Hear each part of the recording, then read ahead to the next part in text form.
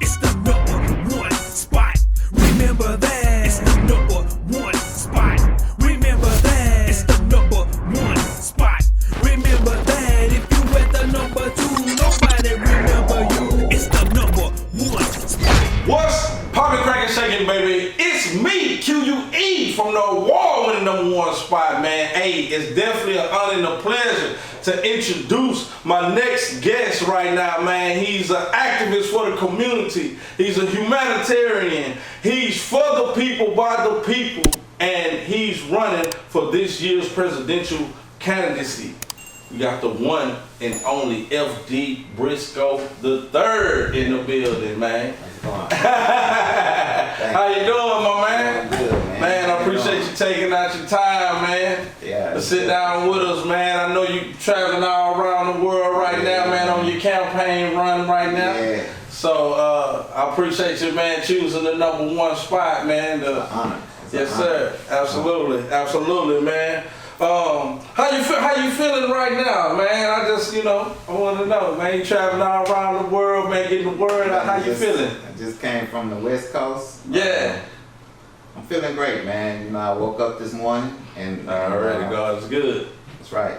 So, I think the best part is that I'm able to be able to speak with you. So Yeah. I think that's the best part that's coming through. Man, that's awesome. I'm here to That's be able to awesome. I speak to you, appreciate have that. breath in my life, and to even be able to speak. So I'm feeling good, man. Yes, sir. God bless me to be able to be here and to make it on the airplane. Yes, sir. Yes, sir. Get a chance. So how was your flight? Everything was Man, we caught a red eye, so Okay. it was like overnight. Was reading a book just to get my time together, and then finally that book said it's time to go to sleep. Got me 1 hour sleep. I didn't sleep until 9 o'clock last night. Wow. Wow. So, yeah. Yeah, man, just steady moving, man. Like I said, I appreciate you taking out your time, man, sitting down with #1 spot, making the #1 spot even hotter, man. This is a little bit different for us, man, but we for the people as well, man. So we want to make sure we get this information out.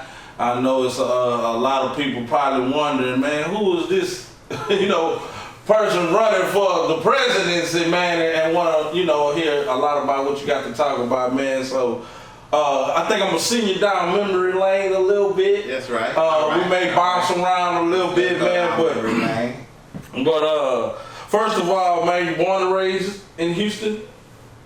Arizona. Arizona. Born and raised in Houston. Yes, sir. Man, Yes, sir. absolutely, Yes, sir. man. Lone Star State, man. So just your experience, man, coming up as a kid, man, into adulthood. Like, what was it like growing up in Houston? Houston was, and I hope it still is. It's a blessed city, Absolutely. and it was always known for its hospitality. So growing up in Houston, I learned a lot.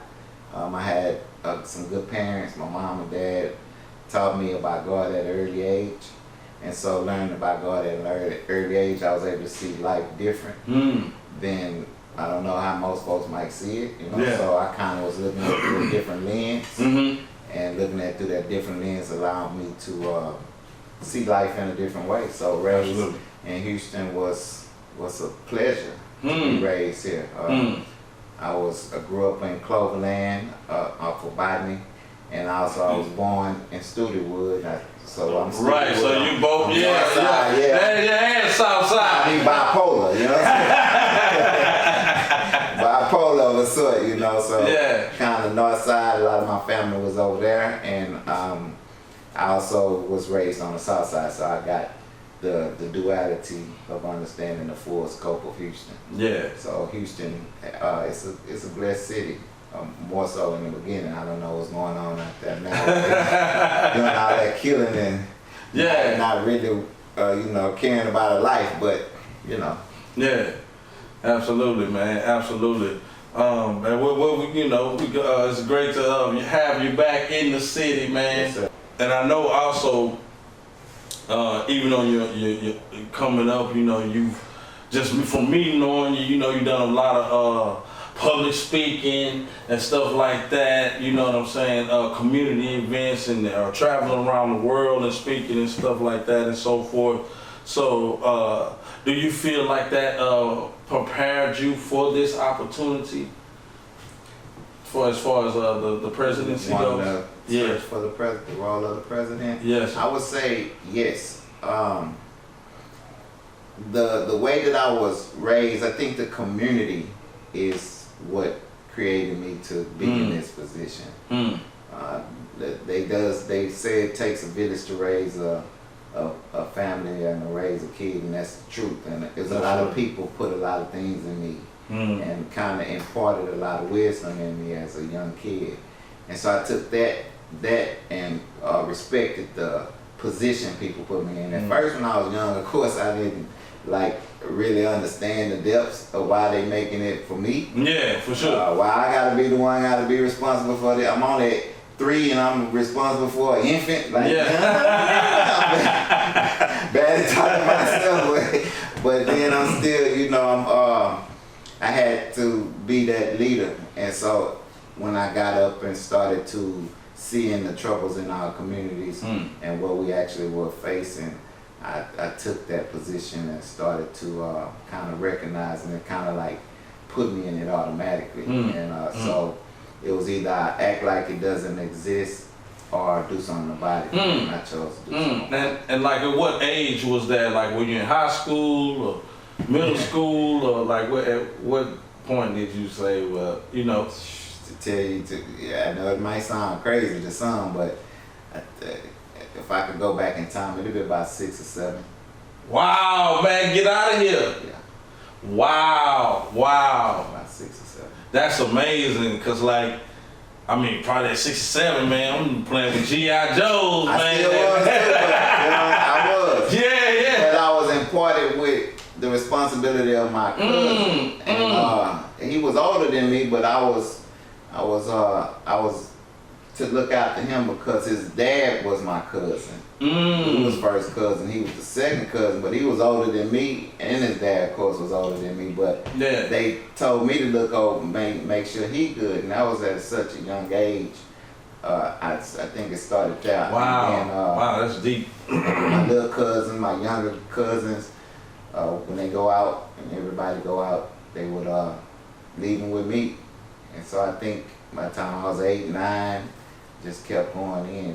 So that's why I say the family and the community.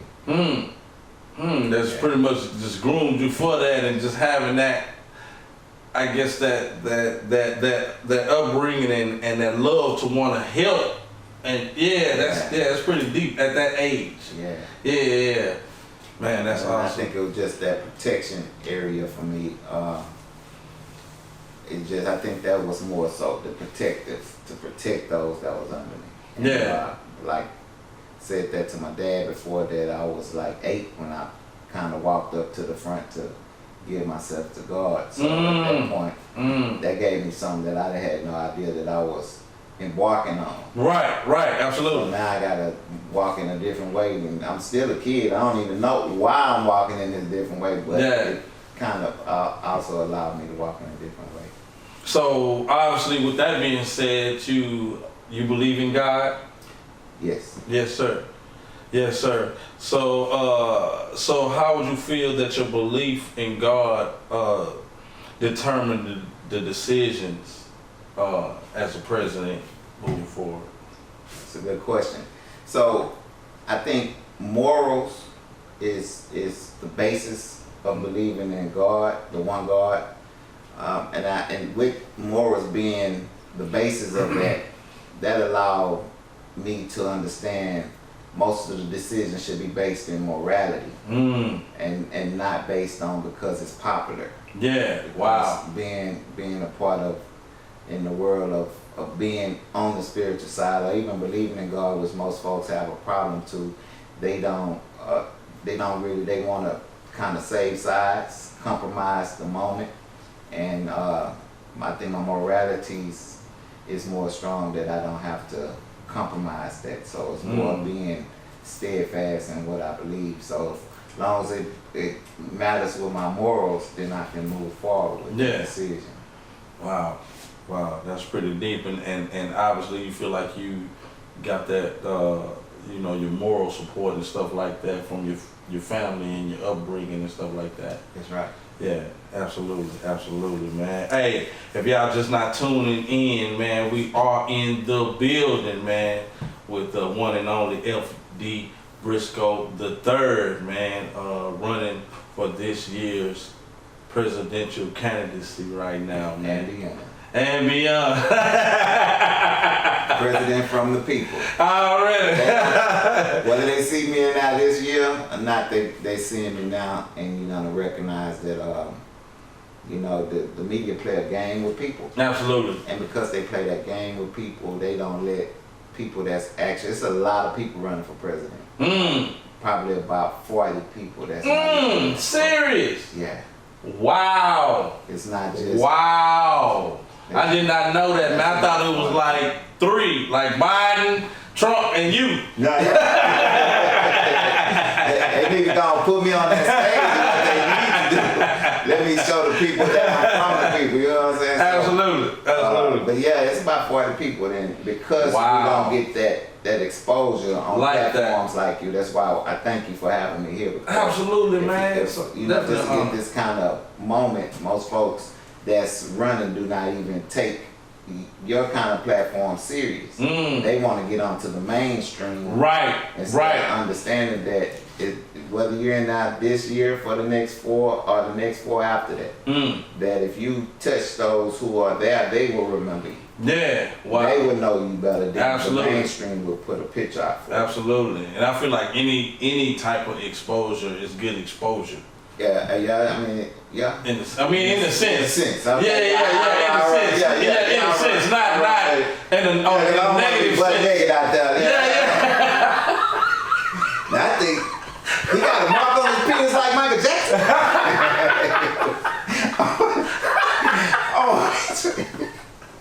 I don't want to be exposed like that.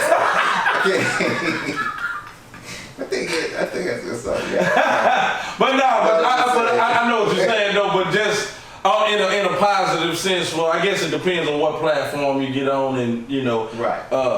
You know what that subject matter is and stuff like that. You know, right. That's true.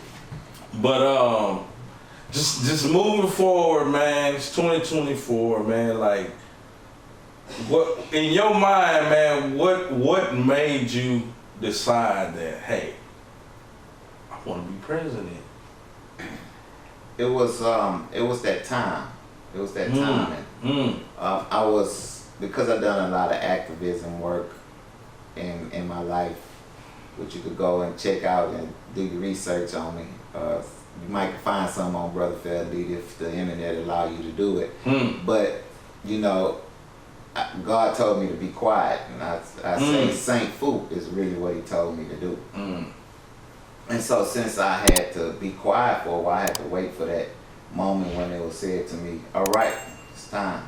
And once I got that, just started to say, all right, it's that time to make that position known, to make what God has put out here for, you know. So it was time for me to do it. So once I got that word, I just moved on. So was this something, I guess, within you for years to come, or yeah, did you I said that in elementary that I was. Man, go on, man. Go on, man. I'm done with you, man. I'm done with you. This is the interview. Thank y'all for checking out the #1 spot. We come on, man. In elementary. Yeah, I had my on it. Wow. And it wasn't just because you know they in elementary, you know, they ask, what you want to be when you grow up? I want to be the police officer. I want to be a veterinarian. I want to be, you know, and you said you wanted to be the president. Wow. Because what I saw was that I guess it's a gift that I could see people's hurt or pain from it. So from a bigger picture, not just from so I just was looking at everything, and it never was about white or black for me. I never was raised in a white or black scenario. My mom cleaning houses for white people all my life.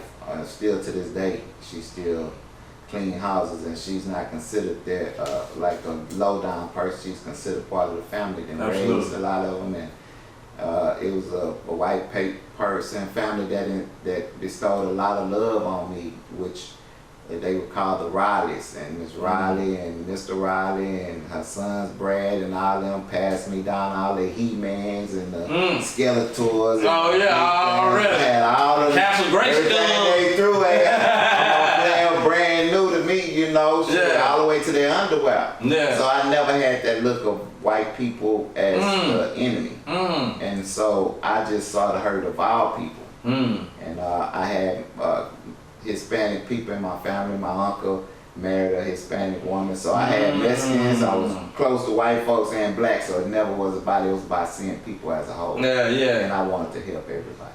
Wow, man, that's pretty deep, man. I did not know that, cause like I don't know, man. I feel like I'm kind of like a late bloomer, cause at that age, I guess what was instilled in me and what was shown to me at that time, it was about having fun. And I didn't really look at life the way I do now.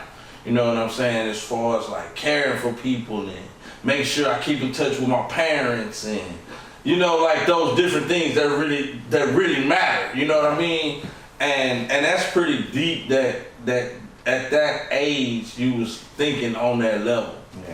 Yeah. Exactly. Man. Can't make it up because all of, coming from Botany, when I was on the north side, I had little friends, Tyrone, little Gerald, and Keith Sample that stayed at the corner. Like a lot of people looked up to me even back then. Alicia and her brother, and just it was a lot of people, had a lot of OGs giving me a lot. And even when I moved to the south side, I did the same thing. And I was, shout out to JJ, Dunn, and then Quincy, and everybody, Mike, and just before the C notes, it was D-Red. Yeah, already. You know what I'm saying? Straight up. With the little people, and Kirby Davis, Ronnie, Morris Davis, all them kind of. That's when they used to call you Butch back then. Yeah, they still do. Still do. That's Butch right there. Lil Butch, really. They called me Lil Butch because my daddy was Big Butch. Right. You know what I'm saying? So they called me Lil Butch. Yeah. On the north side, but on the south side, they just called me Butch. Gotcha. Right on. They didn't know about the whole. They didn't know about Big Butch. Yeah. They didn't know about Butch. Gotcha. So and at that time, I was made Botany, did my part with Botany. Kind of brought us together even at that time. So then I moved to Woodson got into Woodson, and we did the Carter G. I went to Ryan Elementary in Fifth Ward and met with some good people over there.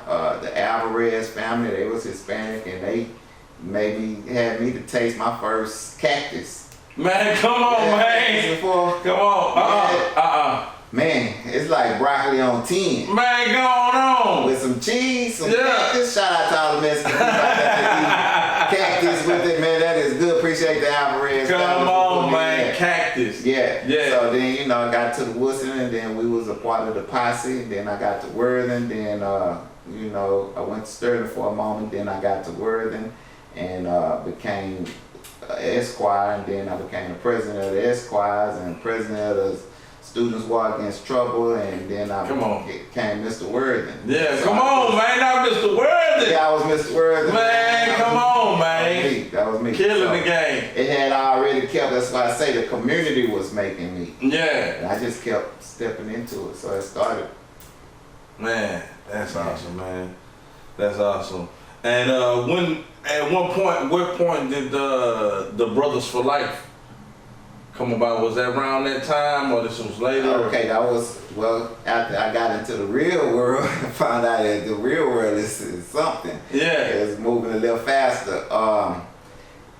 We still had that love for one another as brothers, because in the Esquires of Worthing, we taught brotherhood. And that was Esquires well, man. Just put it out there, man.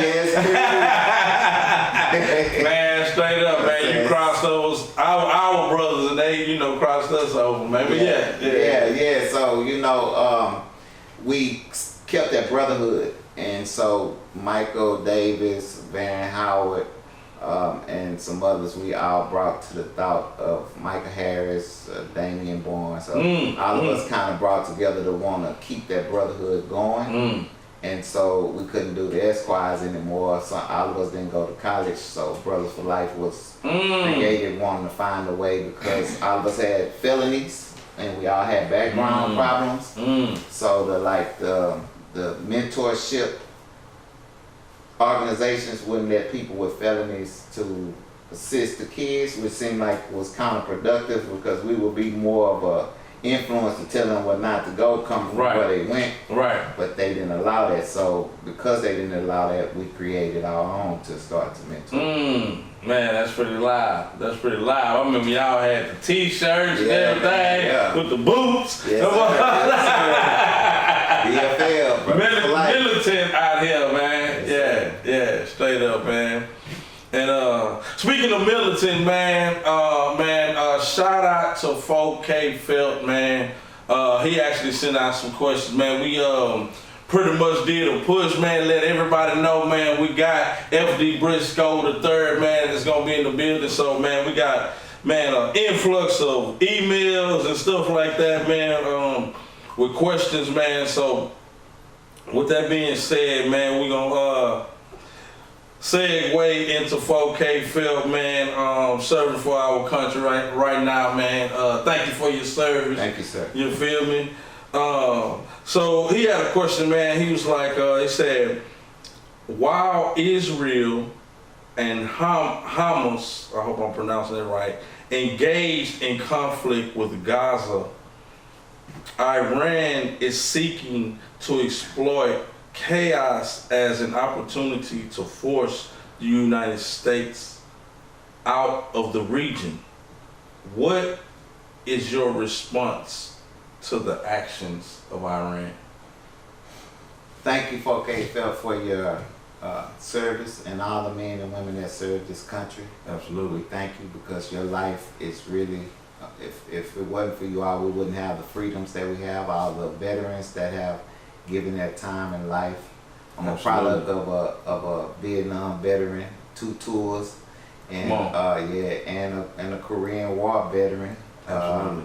So we go deep as a warrior in our family. So the warriors and servicemen are very important to me. Absolutely. So let's just say absolutely. That. And you was in the armed forces as well. So I'm kind of maybe.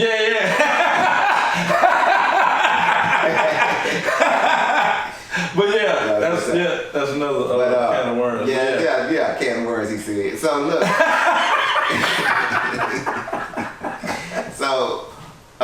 What I would say, what happens is you have to watch what the media push out, and because he's in there, so he's asking really from the perspective of what he's seeing. Absolutely. And if we get pushed out of that region, it's not going to be good for the region. And that's the thing about a lot of our citizens don't understand why we are as powerful as we are. We think that we just have these liberties because we're born with them. It's a lot of men and women that put their life to be out in those regions and has lost their lives being out on the battlegrounds for us. And because we forget those fallen soldiers, I think that we need to remember them. And no, I don't think we need to leave out that region, but I don't see that the answer will be going to war. See, it's all about what they're looking to gain. It's all about what we're looking to gain, and who's pushing that narrative of what they're saying. So if the Iran really want us out, then they know going to war with us will bring all our allies and everything else. So pushing us out the region would probably be next to, not saying impossible, but it wouldn't be in their best interest either. A lot of people don't understand that, yes, they can do it in other countries and have things that's going on in other countries, but those countries send their products here. Those countries send their children here. The USA is an asset, man. To hurt us is to hurt. Exactly. So what are you gonna do? Iran, Russia, China, if you really hurt America? Who are you gonna sell your product? Exactly. Who you gonna sell your oil to? Yeah. Who you gonna get? You gonna sell it to each other? Yeah. Come on. They don't have as many cars as we do. Right. We got a bunch of resources over here. Yeah. Yeah. So it really wouldn't happen for the best interest of them. And if they really want to go to war, then we really have warriors out here that's willing. Yeah. You and not both. Yeah, for sure. So for sure. They really don't really want that. And so I don't think we would actually get pushed out that region. I don't think that their goal is just to be seen. And a lot of people like propaganda. Yeah. Wow. That's pretty deep. I don't know, man. This just came through random, man. But do you think? I don't know, just the way things are going, you know, it's always war going around. We might not just see it in the forefront like that, but I feel like, you know, it's war always going around. But do you think that we could see like a World War III in our lifetime, or? If we see a World War III as we saw, we got a different mentality of people. When there was World War I, the people didn't see the world as much as they can now. When it was World War II, they didn't understand the world as much as they do now. For the social media and what we're able to see about the world and so many people here, it doesn't make sense to have a World War III. Gotcha. You know, it doesn't make sense to. Gotcha. Will we? I wouldn't be able to call that. You know, they always said in Revelations it's going to be wars and rumors of war. So it's going to always be that thought. I would say the big war will be between God and the devil. We may be able to see. You know what I'm saying? Or not. I hope we get ourselves together so he can push it off for another millennium or something, right? For sure. But at that rate, that's what's coming to us. We're hating ourselves at such a rampant amount of speed that that's bringing that upon us. Yeah. Before the World War III, that's lightweight compared to really what we're doing to ourselves in this world now. Yeah. So will it? I don't think so. Yeah. I can see that, man. 'Cause I mean. Well, it's I don't know, man. It's just crazy, man. I guess they show us what they want us to see, though. But it's like it's so many things going. Like I didn't even realize that, but like it's almost like war is continuously going on. It is like perpetual, you know. It is. It's always people warring. There's people warring in the streets. There's people warring in the homes. Yeah, right. So there's always going to be a war. Absolutely. And so on a grand scale, if they're talking about Russia and China teaming up to come against us, so be it. I can tell them what, as I tell people that Russia, speaking of Russia or China, which camera I need to look at? I'm gonna look at this one. Russia or China, you come and take this country, you're gonna get a lot of drug heads, a lot of people on pills, a lot of people. You're gonna have to kill 300 million. Just say you kill 300 million, still gonna be 30 million still asking for some pills. Come on. They're gonna still want some dope. They still gonna want some cocaine. Wow. They're gonna want some meth. And how are you gonna suffice those habits? Because what's gonna happen to your soldiers? Your soldiers gonna get duped by one of our good greats, because we got a lot of good dolphins out here that have you on so many drugs. Come on. So your Chinese people will be on so much drugs.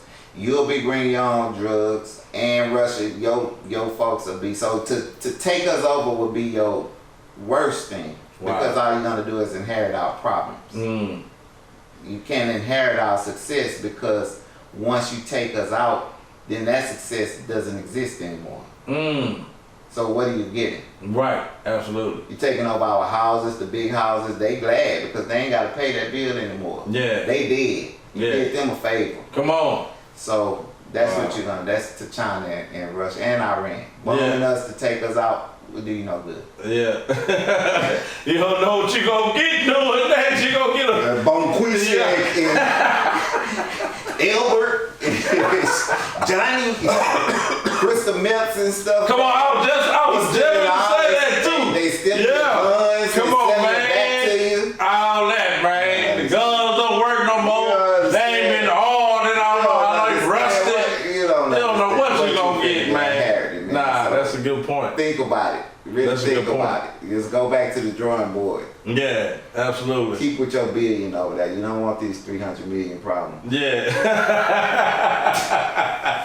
Bro, don't be telling you about their baby mama and stuff. Man, come on, man. Come on, man. Say, look, man, this whole, I'm gonna tell you about this whole, man, this whole. He don't care. It's like, what? Man, child support took my money again. Yeah. Get on the ground, man. I ain't worried about you, man. You see my check? Come on, man. I got these bills. What you gonna do, man? Nah, straight up. Man, that's deep. Wow, that's So a good that's my point. take. Yeah. So let's just put that out there to the world. Yeah. So please use this video first if you're gonna use this to put it out. Nah, straight up though. And I love that, man, that you so down to earth, man, and you really are for the people. From it. You know what I'm saying? We ain't got no teleprompters out here or none of that. You know what I'm saying? I couldn't read it, man. My cataracts, man. And I love that, man. So like, with that being said, man, as president, what is your mission? As president, my mission is to bring God back to this country.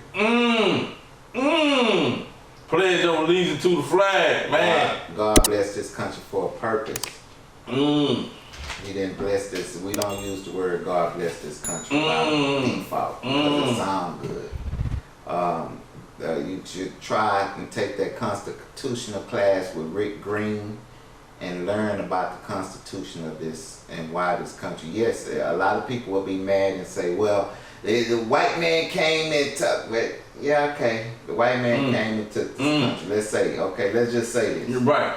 But had the white man not come and did what he had to do, we wouldn't be here. Because if we're looking at what our countries that we supposedly come from and how they operating, where would we be if we had not got those opportunities to move forward? And that's not to boost up the white guy or downplay anybody, but everybody had a part in it. And yes, we have natives here, and that's what we need to look out for, our natives that actually were here, and our Mexican people that sold during the Louisiana Purchase. You know, some of this part had something to do with y'all letting us annex this far. Yeah. And but as you look in just in history itself, you have to recognize that we didn't get here by mistake. God bless this country. So as my mission is to make sure that we understand what blessings we actually have, how we able to be on your platform, how we able to be behind this nice wall that I'm getting a chance to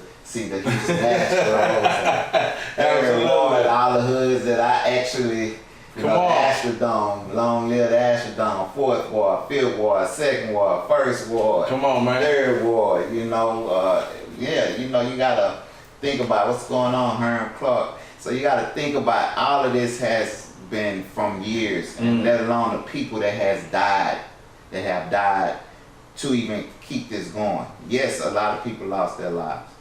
Yes, but that's what happens in time. But if they did not do that, we wouldn't have these pleasures. Wow. Because if we would have, then the countries that we come from would have them already. That's pretty deep. So That's we deep. push So just considering that though, do you think if that wasn't the case, that I guess you know the white people, whatever made this happen, we wouldn't have like a Black Wall Street and you know that time that you know. Yeah, they had a lot of white people that did some horrendous things. They had a lot of black people that done a lot of horrendous things. So let's not think that we got here that the white person actually went to an all black Africa and took us. The truth of the matter is that this tribe took over this tribe and sold the people they didn't want. It's deeper than that. To the persons that came for weapons. For sure. So they wanted the weapons the white man had, and the white man wanted some workers to take over here. Yeah. So that's why the white man felt that he had ownership of them, because I actually purchased this situation. If the cows and the cows and the buffaloes could talk, they might feel the same way, you know. That's deep. But you know, I think this interview might gonna do some extra going on, man.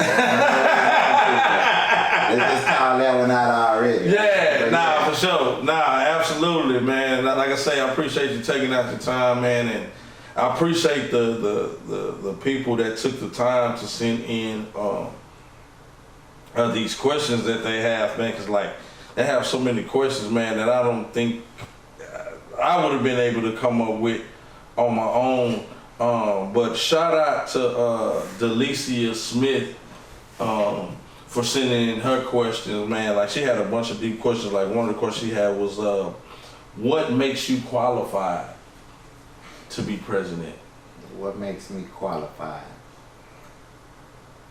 Because I'm an American, and because I'm an American, I understand American people. I'm from the American people, and so that alone gives me a qualification. Understanding this nation, they using all these older guys. It's not no problem with being older. We all got to get there one day. This 100 years from now, we won't be here, but this interview may be. So everybody gets older and we gotta die. Absolutely. But because I'm an American, I'm qualified. Because I know this country. I'm from this country. I was made by this country. That's why I say I'm the president from the people. And whether they put me in front of them in the White House alone, I'm still gonna be your president. I'm gonna be the one that you talk about. I'm gonna be the one that you say that that's my president. I don't know who that person is, but that's my president because he understands me. He understands the child support. He understands the fatherless children. He understands what's going on with the abortions and such. Absolutely. You know, so that's what makes me qualified because I am from America. Wow. And I know somebody be like, well, that's not enough. Well, do your research on me and you'll find out what I really mean. Yeah. Absolutely, man. Absolutely. You got so many like deep, intricate and informative videos on YouTube right now, that I was checking out, man, and I was like, man, damn, I didn't even realize, man, you know what I mean? And I've been knowing you as well, man, and I didn't even know that, you know what I mean? I say, man, hold up, man. FD Brisco on a whole nother level with it, man. Like, I didn't even realize, man. Thank you. But speaking of, man, if y'all just not tuning in, man, we are in the building, man, with FD Brisco the third, man. You know what I'm talking about? Man, he's killing it right now. So just out of curiosity, man, like speaking on that note, like what do you feel that you would do differently than the forefathers before you?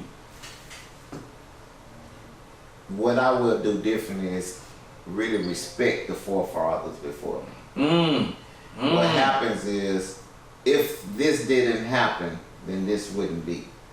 So I would first find the respect out of each one in their endeavors and build myself from what they have created. Can't look at their bads because we all have bads. Absolutely. And they have to be in that position. You don't know what kind of mindset it takes. I don't know until I'm in there. When y'all vote and y'all put my name or write my name on yes, sir. put me in, then I know exactly what it takes. But yes, sir. But I will give the respect to those who come before me. Because if you don't respect those that come before you, or learn from those that come before you, you really don't understand how you got where you are. Man, it's like disrespecting your parents and not understanding what your parents went through when you was born. Man, like, what was their mindset? Besides sex, besides right. Besides whatever your dad and mom was doing. Shout out to those who probably didn't come this way, We talk about the ones that clones and all that. Man, come on, man. That actually had parents that came things together. Come on, man. Robert Harris said that way back in the day. Much respect to those who got raped to come here, but God allowed you to be here. So yeah, your parents may not been in that mode, but still, it was something in them to learn from. Yeah. So that's what I would do. I would learn from them, and then I bring that to the table to move forward with. Man, it's just so basically just addressing that and addressing what previously happened throughout the years and addressing those things. Bring to it where forward. we can, yeah. Don't know Not hiding and putting it in the sweet, keep it swept. Bring this up here. See, he did this. Do y'all want to do this now? No. Okay, so he did this. Do y'all want to do this now? You know, bring this to these people so they can understand what actually happened to make this country. What happened? Yeah. And it took a lot. Wow. It took a lot of lives. Yeah, for sure. A lot of people lost their lives. Right? It wasn't just on slaves back. Yeah. I'm not from the descendants of war and so many other things. I'm not from the descendant of slaves, so I don't. You know, they sold us that to keep us. Man, come on, man. Say that. More black people are not from descendants of slaves. Absolutely, It's man. impossible. Yeah. They had black people that were here. We had black people that were Indians, people of color. That was Indians. Yes, sir. We had people that came on the Mayflower that was aristocratic. Yeah. You had the Moors that came a part of it that people don't talk about. So it was a lot more prominent black folks than not. But yeah. So it's not like a lot of people. So all of these people had a part in making it. Yeah, I feel like that was part of a brainwashing, of course, type situation. It's a misleading. Yeah, for sure. Not well. They ain't really had the brainwashing because they ain't teachers it good from the beginning. Right, exactly. You got nothing clean because he already taught us this bull from the back. You know what I'm saying? When I asked the question, okay, so let me ask this, Mr. Centennial, and I say, that's how me and Dino met because we both asked a simple question. He got mad. I say, so how did he find something that was already, people was already on it? You know, with Christopher Columbus. Yeah, right. Shout out to Christopher Columbus and Amerigo Vespucci. I get it, but that part, that's was, and they telling us this, but then in your brain you're not really looking at what they saying. Right. He came and there was people here. He found America, but he didn't find. But who showed him? Yeah. Where America was at? Yeah. The people that was here before him. Exactly. So I didn't find something in these people like it's like this your dollar and you put it and you standing on it. I'm like, I found me a dollar. Yeah, right. I put it on. Yeah. I had my dollar. I put this for a purpose. You know what I'm saying? I know that when I need to pick up my dollar, I'm gonna pick it up. But you saying you found this dollar? Yeah. And it's like I can't think of his name right now. Fight you for your dollar. I think he was French or something like that, but it was a guy. Amerigo Vespucci was America's name, I thought. Oh, okay. Well, yeah, I might be quoting it wrong though, but it was. I can't remember his name, but he was supposedly on the boat with Christopher Columbus and directed the way and navigated and showed him the way of where, what America was at. Where the Caribbean islands was, because that's where he landed first. Yeah, so come on. The story is that he never really touched America. Come on. That's in the books. Oh man, yeah, I'll have to go do some more research, man. Nah, straight up, man. Hey, man, if y'all just not tuning in, man, we are in the building, man, with the next president, man, to be, man, my partner, man, F.D. Brisco III, man. Yes, sir. We're gonna speak it into existence, man. You know what I'm talking about? Y'all get out there and write me in. Make a point that y'all need me there. Yes, sir. Go to FD Brisco at YouTube and check out some of the videos. There's gonna be more up, but I got something. I answer the questions. Send your questions in. Yeah. That you can give me the answer. If they don't let me in this door, I'm willing to be their vice president if need be. It doesn't matter. As long as I can get in there and represent the people. I'm not that sell my soul though. So yeah, come on. Straight up. That's a big difference. I'm gonna sell myself as I'm doing now, but not my soul. I saw it belongs up above. It don't even belong to me. I don't know how they figure out they selling their soul and it don't belong to them. But okay, whatever. That's another. It's like selling a car that you ain't finished paying on, man. I'm still paying on this soul right here, man. With my time giving it to the people. Come on. So you know, I'm just straight up. That's over your head, maybe. Okay. Man, but that's pretty deep, man. You know, with the Illuminati and all that, quote unquote, you know, yeah. But like I said, it's a whole nother can of worms right there, man. That's let you know that I'm there. Yeah. You know? Nah, for real though, man. That's pretty deep, man. And just kind of with that being said, like, how can you feel like you'll get the exposure needed to get the citizens to know you're a viable and serious candidate without the backing of the popular media outlets, big donors, endorsements, etc.? Cause this plan is ordained, man. I wouldn't have been able to get even here on this interview had I not made that moment. Absolutely. So it may seem like it's a tortoise, but it's a tortoise moving faster than light, you know, because it's the long run. And I think that what happens is people get caught up trying to think about what the mainstream media is going to do for them and what they're going to do because they control that narrative. But that obviously tells people, and that's a real way to use obvious, that obviously tell people that that the media actually controls that. Yeah. So that means that if the media controls that, even through the question, that means that what you see is what they want you to see. Come on. And you gotta acknowledge that in your own thought. Right? So what happens is people don't want to acknowledge. They'll say it, you know, well, you ain't on the mainstream, so you saying in order for you to get get your respect, I need to be on the mainstream. But in order to get on the mainstream, I gotta rub elbows. Right. I mean, I gotta get in there with them, and then sometimes you gotta sit on the couch, gotta drink the Kool-Aid. You gotta drink. You know what I'm saying? You gotta drink the Kool-Aid. You gotta gold cup or whatever they call it, right? So you know, so if that thought process, which one do you want? You want somebody that the media actually controls, or you want somebody that controls what is needed to be put out on Absolutely. And that's why I'm making sure I make my runs. And I've been on Conscious Mind with Sid. I've been on Unpopular. Shout out to Sid. I've been on Unpopular Honesty with Cornbread. Shout out to that boy Cornbread. I thank y'all. And another outlet, I've been doing some things with other people. So, but them I just want to specifically give because they were my first two. Absolutely. And so now this is my first one on a platform as great as yours, man. And I want to make sure those moments and them people get called out. So when I'm doing another interview, I'll be saying I was on the Q.U.E. from the #1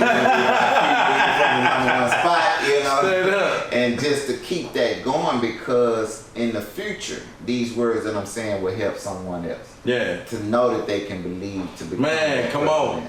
Come on, that's kind of like what we was talking about the other day, though, that information trumps everything. Right. You know what I mean? Just the right information and what resonates with people and stuff like that trumps everything. And the big names or the big name media outlets and, you know, all that. You know what I'm saying? Right. So that's why so it's not really about them. I don't want to be at their doorstep. Absolutely. That's like this, and that's a sidebar, and black people probably need to hear this. Black people need to hear this. You don't want to help, you don't want the white man to do anything for you, but you still want the white man to give you something. That doesn't make sense. Man, so that's deep. Standing out man, say that one more time. Man, hello, man. That's kind of deep, man. Yeah. Yeah, you want the white man to give you something, but you saying you don't want the white man. Deal with the white man. Deal with him. Come on. You want him to give you something. Come on. You want him to give you that praise. You want him to give you that money.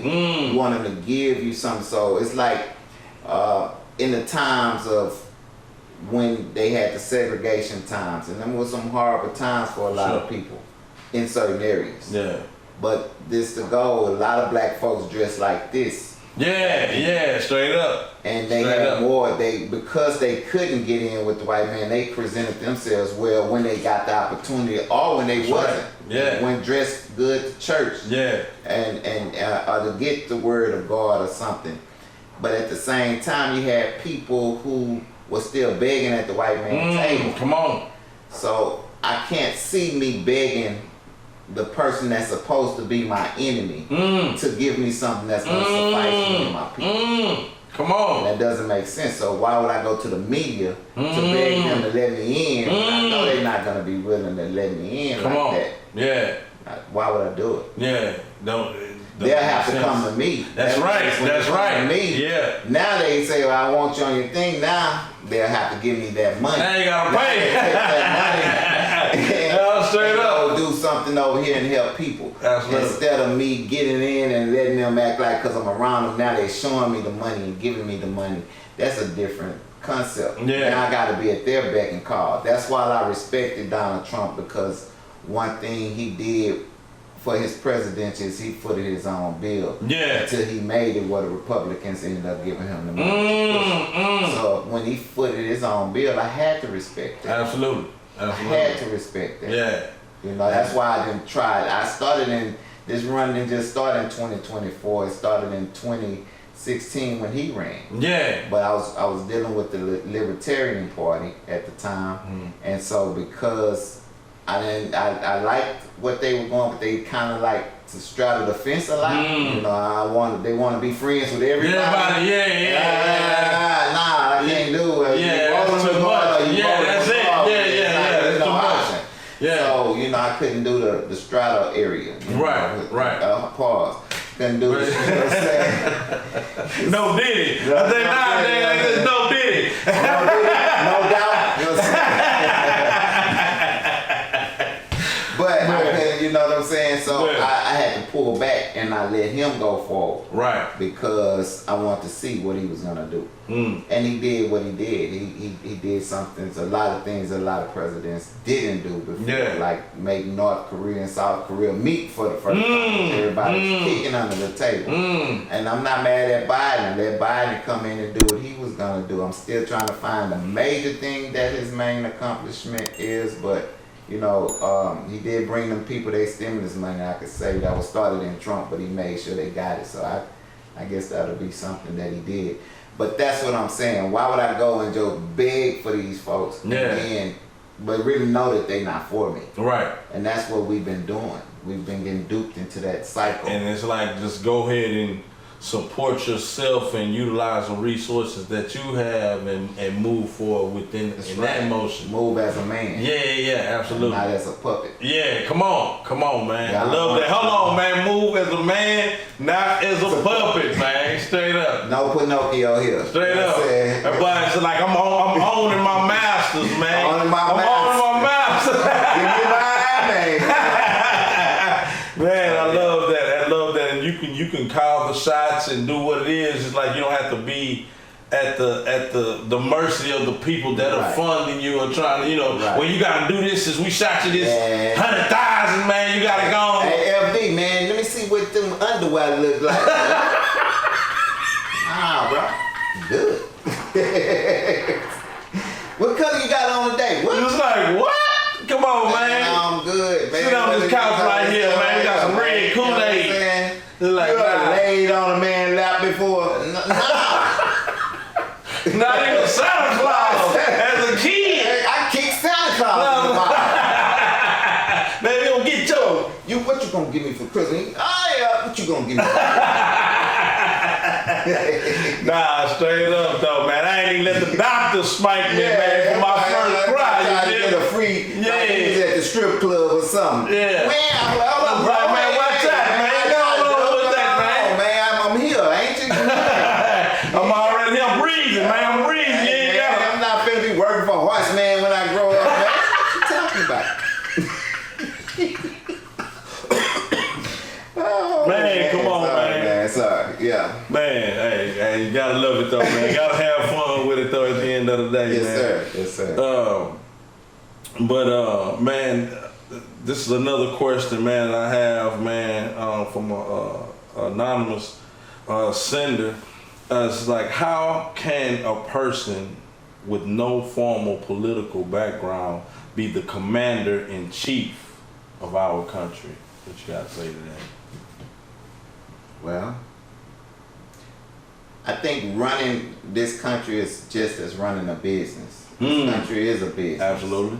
And what's happening is that the people that are working for this business seem like they don't really know how to manage money well. I'm trying to understand. Y'all out there, y'all have all these representatives, and we still in a deficit. Yeah, for sure. So that means you need a good businessman. That's why I can give that opportunity that when Trump opened the door for people, regular people, to find their way into the White House again. Yeah. Because it was closed off to this person was raised to be, this person was a senator.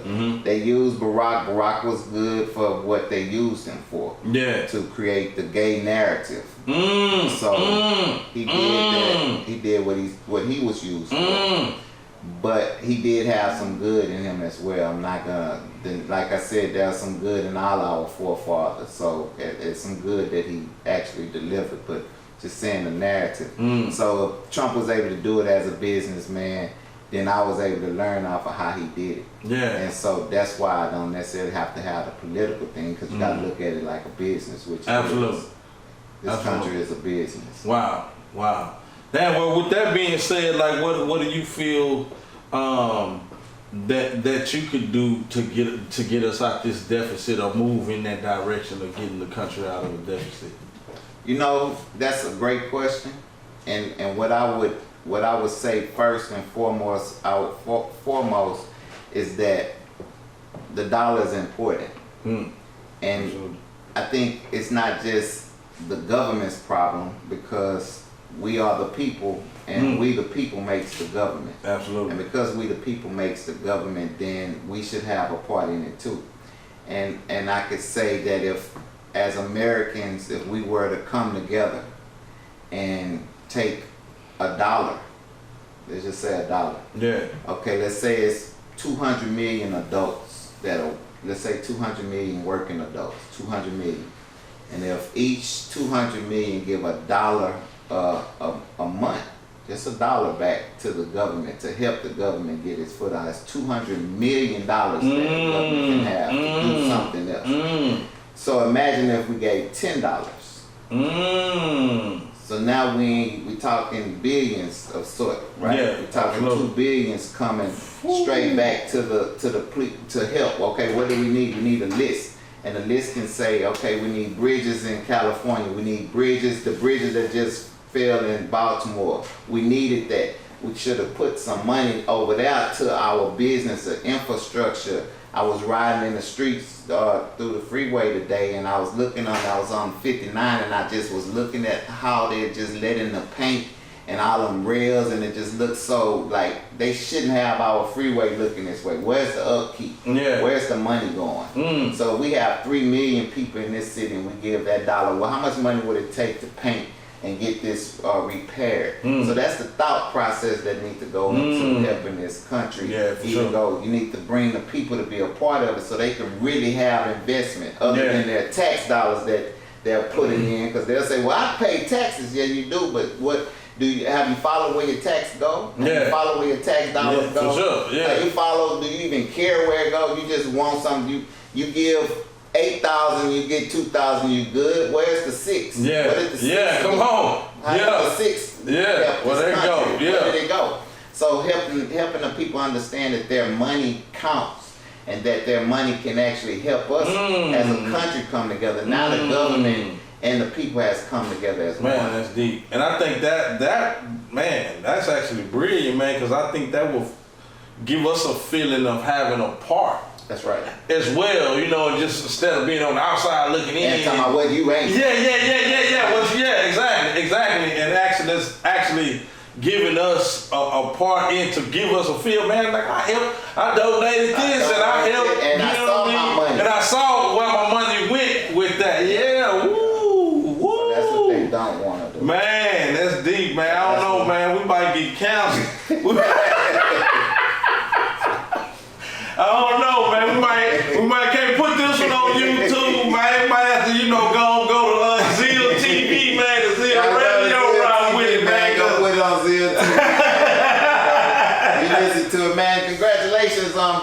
to be on For sure, radio, man. I heard your show on that one. Yeah, man. Thank you, man. Thank you, man. And I was like, man, that's Q got the show. Yeah, I like that, man. Congratulations. Absolutely, man. Thank you, man. So ready. This interview makes Zero Radio too. Man, come on, man. For real, cause like we putting out a lot of like viable information that I don't feel like they want to be, you know what I'm saying, disclosed or put out there like that. Cause like that's like an actual movement in the right direction to actually making something happen. Really and it's practical. You know what I mean? Really about that action. It's practical. If you're gonna talk about it where I'm from, we talk what we say, barbecue mildew. Yeah, already. Barbecue mildew, man. You know what I'm saying? So if you're about that and you want that change, what part are you gonna play in that change to happen? Are you really want that change, or you just talking? And that's where it goes. So that's how I was able to say it real quick. $1, 200 million. That's $200 million. Come on, you can't make it no other number but 200 million. Straight up. So we give $5, that is $1 billion. Come on. You know what I'm saying? Because 200 million times 5 is it's like the numbers run how they run. Yeah. So at $10, that's $2 billion. Yeah. What can you do with $2 billion? Come on, man. How can you do a lot with that? Stimulate the like country. For real, yeah. So we're saying we're giving this country all this money. Where's that money? Yeah, that's Where's true. that money? Talking about trillions of dollars and they can talk about septillions. Where's that at? What the representatives is getting paid. I get all that. They are getting paid and they're getting sidebacks and all that. And that's minor to the big numbers that actually goes into the country. Absolutely, yeah, for sure. So why we just can't have a fun and say, all right, man, and put you down as a mark. Yeah, right. Exactly. Q.U.E gave 10. FD Brisco gave 10. Power Visual gave, Joe Billett gave 10. Right. And then they know that we're giving in to help out. Right. What about the rest of the people? Now we know. Did you put in your name on the list? It's easy. Go and put it. And everybody get noted that get put in. I gave 10. Well, put your name. Put me in this system and given to see this money rise so we can see what we're going to do with this money. Yeah. Put an agenda for that money. That this needs this. Then guess what? Next month give another 10. Now imagine if 200 million people give $10. That's $2 billion, and we time that time 10. That's $20 billion in 10 months, man. Come on, wow, in 10 months. Come on, man. It ain't even no long process, man. It's gonna take forever. 10 months. 10 months. That's less than a year. With 10, that's really only gave $100, and $100 brought us up to. And that's not even, that's just saying at the bare minimum That's at that, because more people, you know how it is, somebody, I'm gonna give 50. Yeah. I'm gonna give, you know what I'm saying, I'm gonna give 20, I'm gonna give, you know what I mean? Yeah. So it's like, man, come on, man, so it can at $10, quadruple, you know what I mean? At $10. So really just gave the government $100. How much do we spend on sweets, weed? Man, come on. How much do we, so you can't say that it, pills, handlebars is $20 Every now. time I ain't got it, man. You can't say handlebars cost 20. Come on. X pills is 2 and 3, so you buying 5 now. That's a 10. Come on. You got your dime sack. You buying your ounces. You talking about you got a gram. So we know we're giving grams, and some people giving 2 and 3 grams for $10. Come on. You know what I'm saying? So you getting 2-3 grams for $20. So that's just some money out there. Yeah, straight up. We ain't even counting that. We got the bill. We ain't talking about your cocaine habit. We ain't talking about all them people can give. Yeah, straight we ain't up. talking about your meth habit. We're not talking about your sherm habit. You can't say, because we already know a sherm stick gonna hit your 10. Come on, off the rip. You can't just gonna give another 10 that much. Straight up. That's sherm, because that's one sherm. You ain't gonna use that one sherm. We talking about $10 in 1 month. Come on. You gonna smoke more than one sherm for sure. that month. Already. Okay. Already. So we can't even, there's no excuse. Yeah. Damn, you gonna spend your last on that. You could save 50 cents to $1 a day and get that Come on, man. and put your name on the list. Straight up. So what we talking about? What we talking about? Come on. And ain't even no discussion when it comes to that, though. Okay, so we can't talk about, I got a habit. Well, your habit, I'm guaranteeing you spend more on your habit Come on. than $10. Come on. Nah, that's straight up though. And you ain't gonna, well, I said you gonna spend your last depending on who it is, but depending on who you are too, you ain't gonna spend your last. You ain't gonna spend on your habit. So you got it. You got it. You know what I'm saying? Yeah, you got it. Yes. That's straight up though. Yeah, so Man, that's a good point. That's a good point, That's man. what Ooh, that's deep right there. that's what makes me the president. Man, come on. Come on. Not to be. That boy say I'm elected already. That's what That's bad. I love that, man. I love that, man. That's what makes me the I president. love that, man. And you speaking just so your verbiage and everything is different, man, from, you know what I mean? Just like that's what we need, man. It's like a breath of fresh air, man. Just something different, and you know what I'm saying? And that can help, and we can also be involved.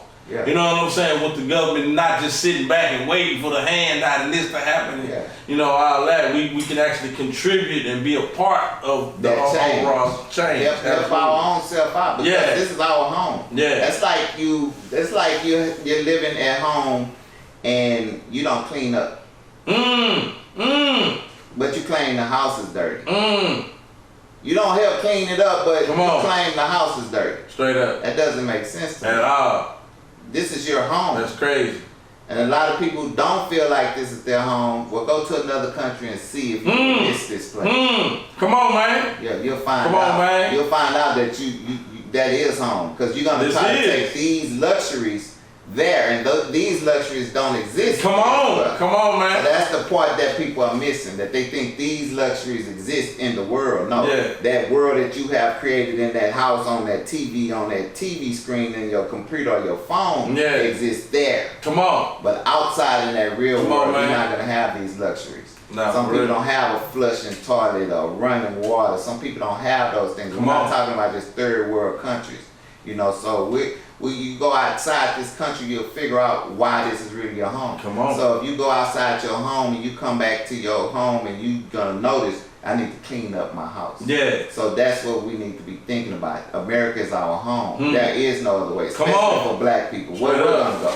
Straight up. Nah, that's true. They like can tell us to go back to Africa, but where in Africa? That was Pusha T said this, like, I'm a man without a country. Like, this is our country. Like they say, a lot of people say we are the indigenous people of this country. So it's like, this is it. This is it. Where else you going? Where you going?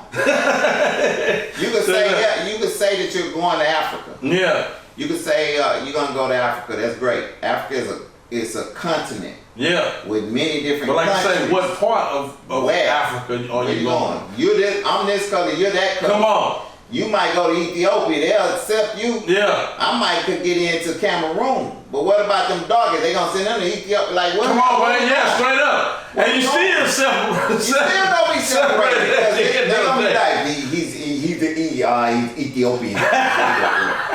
Ethiopian. He wanna take away from me. These people is my people. I can tell you Ethiopian. Look at his ear. His ear looks just like me. So you know. Nah, straight up. Nah, that's true though. That's definitely true. Like that.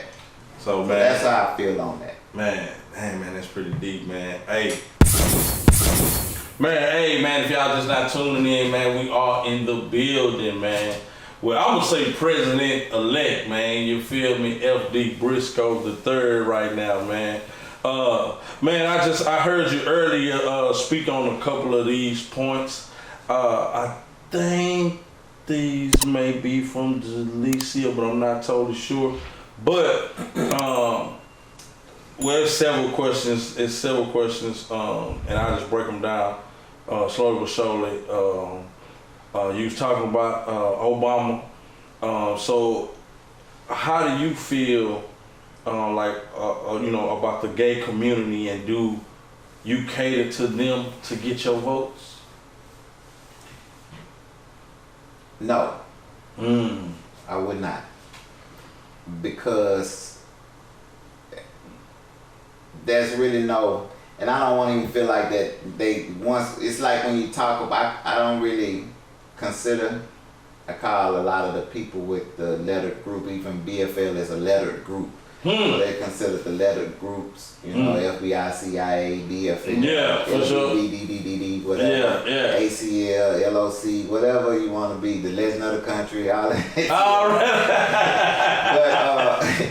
But I don't. So it's not really about catering to them. As a people, they should want to figure out what's going on with their country as well, because they're in this country with us. So it's not to make them separated from being an American, being a part of this country. So I wouldn't cater to them because there's no need. I wouldn't cater to the whites. I wouldn't cater to the blacks. I wouldn't cater to the... Only people need some attention would be our Indian family. We really need to go, and I donate to St. Joseph Indian School and the different things that those Indian tribes need our assistance as American giving back. Yeah. But those people need some attention. Not the people that has all the luxuries that they have. So I couldn't cater to any one group of people. You know, so that doesn't make sense to me. I wouldn't cater to blacks because I understand blacks. I wouldn't cater to white because I understand whites. I wouldn't cater to Mexicans. I understand Mexicans. Why? Because we all Americans. Yes, sir. And that's one thing we have in common first, is that we all are Americans. So that needs to be on the table before I think about when you got a hairy tongue or you putting peanuts in your mouth. Yeah. Come on, man. Pause. No diddy. No diddy, no doubt. You know what I'm saying? When you choose to, you know, have these things, what's in your bedroom would be in your bedroom. You know? Right. You want me to respect you because you choose to do certain things in your bedroom. Well, that's on you in your bedroom. Your choice of your sexual preference doesn't really have anything to do with, you know, life. And that's your sex. It's people, it's guys. I know a chick. This might be a little too deep for the show, but presidents, y'all need to get your game on. This chick told me that, and I never heard it before, but this chick told me that she strap up for a guy. So it's all kind of, that blew me back. Like, the pig and all that. I heard about that too, though. But so it's crazy. It does, and they're not out there doing, so it doesn't matter what you're doing in your in your personal So it's being gay, which is back in the day, gay meant happy. That's another story of taking words and creating or taking something as beautiful as the rainbow and making it your symbol. Come on. You know, and taking it away from the innocence of the thought of why the bow was in the air when God said that he wasn't going to destroy the world. Like, this was thousands of years before this community became to say they're the rainbow. So I don't really have anything against them. I don't have anything for them, though. So I don't have to cater to them, because what you choose to do in your bedroom is what you choose to do. That's right. And that's not on me. Right. I don't have to think about that. Focus on that, Does this make a difference on what's happening in America? Right. You know, now your rights and everything that you piggybacked on and brought into the push the black folks with the civil rights to make us be that shield going forward, being that shield for you, so you could be like, aha, we can use them same thoughts as a civil rights movement. I think that's something.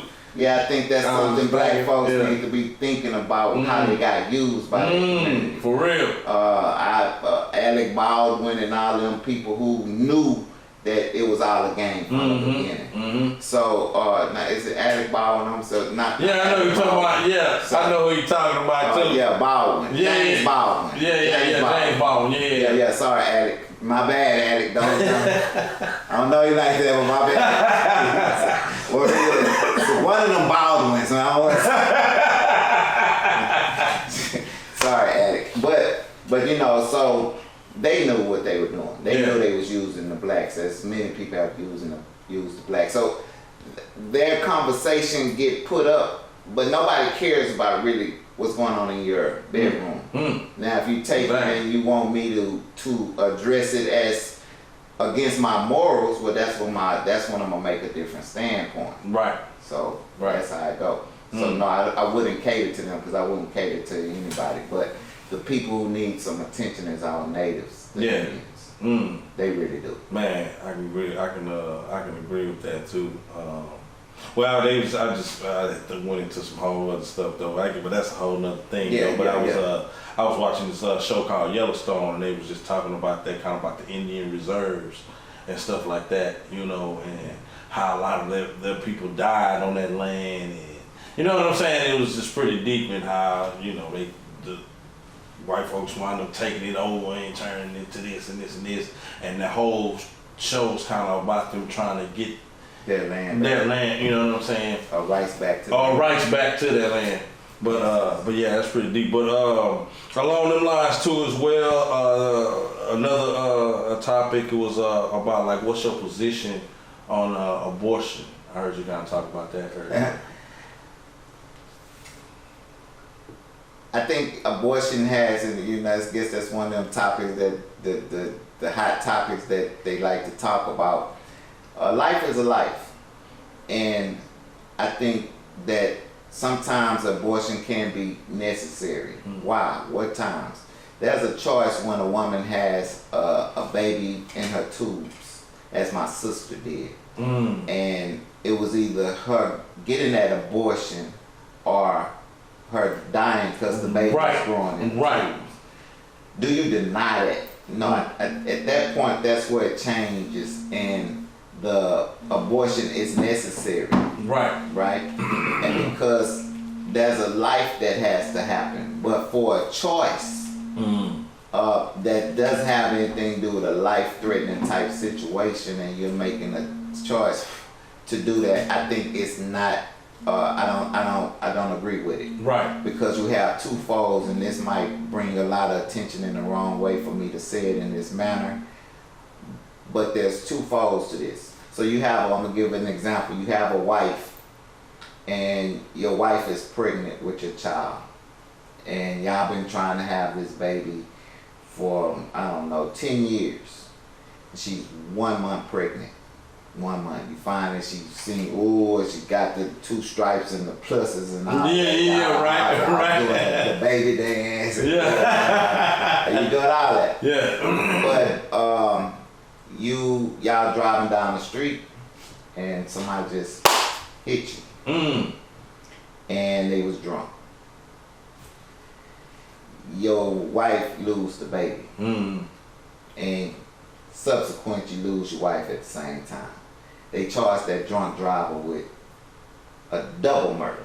Vehicle murder. They don't charge him with one. You're right. She was pregnant. Wow. So if it was a life, and then that you could go into the books and find cases of such that people have that was pregnant and 3 to 4 months or whatever, that baby lost, that person got charged with that loss of that child. So if that happens in that case, then what's the difference when you're aborting at the same time of a month or 2 months? Yeah. If this is a life and this person can get charged with a life, I got you. Why isn't it a life over here? Man, that's deep. That's deep. Yeah, you're right. It's like this, they ought to be charged too. That's what I'm saying. Well, you're gonna get a trouble for that one, but that's a whole other, Planned Parenthood and all that. Right. They should be charged. So at what point is it not a life? Right. So if it's a life here, it should be a life here. There. Absolutely. But what they're saying is this not a life here because you're making a choice and it's your body. That's crazy. But you was wanting this, so if you don't want it, it's not a life. If you want it, it's a life. Yeah. But that's not. That's confusion, and that's the orchestra. Some more wrong. Double negative. Right. Like that's crazy. Cause like I feel that in a sense too. Like of course, like you say in a rape case or something like that. Yeah, that's even that some people say, well, what if she got raped? to me, God doesn't make mistakes. No, the rape wasn't good. But what could this child that actually coming to become? What purpose? Because man, wow, that is a good man. It's not to take away from the rape. Right. You know, I'm not saying that. Right. It takes so much for a sperm cell to get to the egg. Right. That sperm has traveled and fought to get to that egg for 72 hours.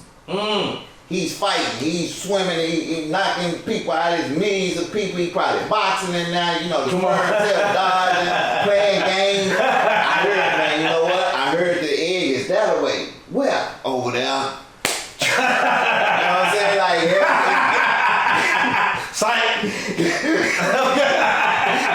because all he needs is a little microsphere, you know what I'm saying?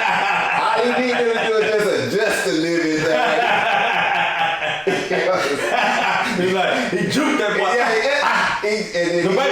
He moving at this pace. Egg over there. You know what I'm saying? Yeah. He needs just a little direction because he know that dude can't turn this way. You know, like that. To start following him this way. And if he do, he over there, then guess what? He got a guide and dodge other people hating on him. That they was up there before him, but they got tired or whatever, and they trying to hold him back as people do. Yeah. Say, man, look, man, we all chilling over here, man. That egg is all the way, man. They wasn't over there. Somebody had to persevere. Somebody had to persevere to keep going and believe that this egg was somewhere that they never even been. Right. A sperm cell never been this direction. Man, so you had to actually be striving to go for a place having faith. That's your first notion of faith. It's your first notion of faith. You're seeing a place that doesn't exist. That is your first notion of what faith feels like. Because you had, if I'm here and you're here, we had faith that there's a somewhere we supposed to be making it to arrive to. Come on. And that was that egg that we never seen. Out of millions of sperm, you made it. And you made it to that. Come on. With faith. Yeah. You had to believe you was gonna make it there. You didn't know. You didn't even know the eggs exist. Right. You know that you just coming out this sack. You've been waiting in it 2 months. Everybody just waiting for their turn to come out. Right. They don't know where they going. Just waiting on their turn to get out of this dark place. They go from one dark place to another. And just to get to a place that's your first thought of faith. So so yes, a rape is bad. But that sperm went to something. God has covered that sperm. That sperm strived to get to that egg. So that's it's almost like you kind of depriving the child in a sense, because like you never know what that child will become. That's right. Or you know what I'm saying? Right. Could be great. Or you know what I mean? Right. I know it wasn't. He wasn't. You know. He wasn't conceived in the right way. Yeah. Exactly. But he strived to get to that egg for a purpose. So why take that from? If not, and you don't want the baby. There's people out here that cannot have them. Yeah. Have the baby and give it to a family. You know, yes, you probably didn't want this baby. You know you can, because it was a rape. You can't give this baby the love it deserves. Because you'll never feel good, because you'll never be able to tell him about his dad. You know what I'm saying? Right. Your daddy caught me on the corner one day and he raped me, and that's how you heal. You know what I'm saying? I'm gonna tell you. Yeah, but he want to know his daddy, you know, but you got to say his daddy a rapist or whatever. You could give this baby to someone who needs it. Man, that's deep. Wow. So. Damn, I ain't expect that one I ain't expect that one out of that one, man. Hold up, man. And that's why I'm your president. Already, man. Be hitting them points in a whole nother direction that people don't even fathom or think of. Like, man, I love that, man. We are in the building, man. I have to keep saying that, man, with the president-elect, man. We're going to put it out in the universe, man. You know what I'm talking about? FD Brisco the third right now. You know what I'm talking about? Man, we got so many questions, man. I don't think we're going to be able to get to all of them, man. I do have one more within that cluster, and then I have a couple of more, and then, man, we're going to sign out, and we're going to have to You know what I'm saying? Continuing on the next one, man. Sir, I mean, it's great. Thank you for this time. Yes, sir. Absolutely, man. I just wanted to make sure that we get out enough sustenance and information, man, just for people that are concerned or wondering, raising the eyebrow, you know what I'm saying? Who is this guy running for president, that they can have a well-rounded understanding of, you know, who you are as a person, you know what I mean, your background, your views, your missions, all that type of stuff. Yes, sir. You know what I'm saying? But with that being said, like, what's your, I guess they're saying, what's your position on healthcare? Healthcare. Well, I thank Obama for bringing healthcare discussion to the forefront, because it just, and that's the same thing I'm saying about the monies in the government and everything. Yeah. That bringing those kind of things to the forefront, it creates a conversation. And everybody was mad that they think that the government shouldn't get in healthcare and they finna start this. And you know, a lot of people like to propagandize a lot of different things. I think healthcare should be addressed even a little more further. Should we have universal healthcare? Yes. We should make it that it's more affordable? Yes. Should we have an understanding what healthcare needs and what our needs? Yes. Should it be so high? Maybe not. But just like I just told you, at $10 a month, what's on? Right. We get 10,000 people giving $100. Okay, that's a month that company is giving. And yes, prices of medical expenses are high, and the company has to cover all those kind of costs. So that has to go into understanding. But I think the pricing on healthcare just needs to be addressed. Is what I would say. So it's an issue, and it always needs to be addressed to keep better, because we're a country that's trying to better. Absolutely. And we need to keep striving for that. So we got to keep revisiting things that made this country great. Yeah. Got to keep revisiting that. Yeah, and I mean, I feel like it's, you know, it's something that's definitely needed, man, for, like, you know, of course, you know, a lot of elderly people and, you know, stuff like that. Like healthcare is So I think they definitely important. They kind of changing, because you got the Medicare and for the elders and all kind of things that actually happen. And a lot of people don't understand that we have been having healthcare for people before. Right. You know, because Medicare and Medicaid is for the right. So we've been having that from the government. So it's really nothing new, but they propagandized it so much and made it seem like it was something new, but it's the same setup. Right. Well, if you don't think the government should be in healthcare, then why we got Medicaid and Medicare? Come on. Nah, straight up. Where's that coming from? Who you think they gonna sign up with? Right. They ain't finna go to you and me. Right. They not finna go to Aflac. They ain't finna go to Aetna or whatever. They gonna go to the government. Yeah. Hey man, I'm 65. Hey man, I had this baby. So what are you saying? Yeah. Government already been in healthcare. Yeah. So it's nothing new. So do you think? Well, it's just me. I think this something like personal. But do you think they should offer dental as well? Cause I was just seeking that for my dad not too long ago, and I reached out to Medicare concerning, you know, a dental plan, you know, for him, you know, considering that he did have Medicare and he was a veteran, which I think they said that the regular Medicare didn't provide dental, but they had some kind of other Medicare advance or something like that he could buy into or something like that would cover the dental part of it. You know, but I was like, man, y'all gotta have dental too, man. Why we gotta, you know what I mean? I guess that's one of the things I think need to be addressed, because I mean, why not? It's not like to see your parents smile with pearly whites, or you know what I'm saying? Right. Toothache. I wouldn't wish a toothache on my worst man, come on, man. I don't give a damn. That's the worst pain. Man, I'm not finna wish. If you tell somebody, man, I wish a toothache on you, man, you don't like them. Come on. Nah, straight up. So I think that we ought to have to revisit and add. That's what what I say. Revisiting them kind of concerns need to be brought to the forefront. Yeah, absolutely, So man. I would say, yeah, I think it should be added, but will I bring it? Let the people decide. That's what the goal is, to let the people decide what to do. Got you, just kind of do a litmus test on to see how many people that come with that same concern. Yeah, and then, say, okay, so what can we do about this? Yeah, That's the thing. We are the people. We the people make this country. Absolutely.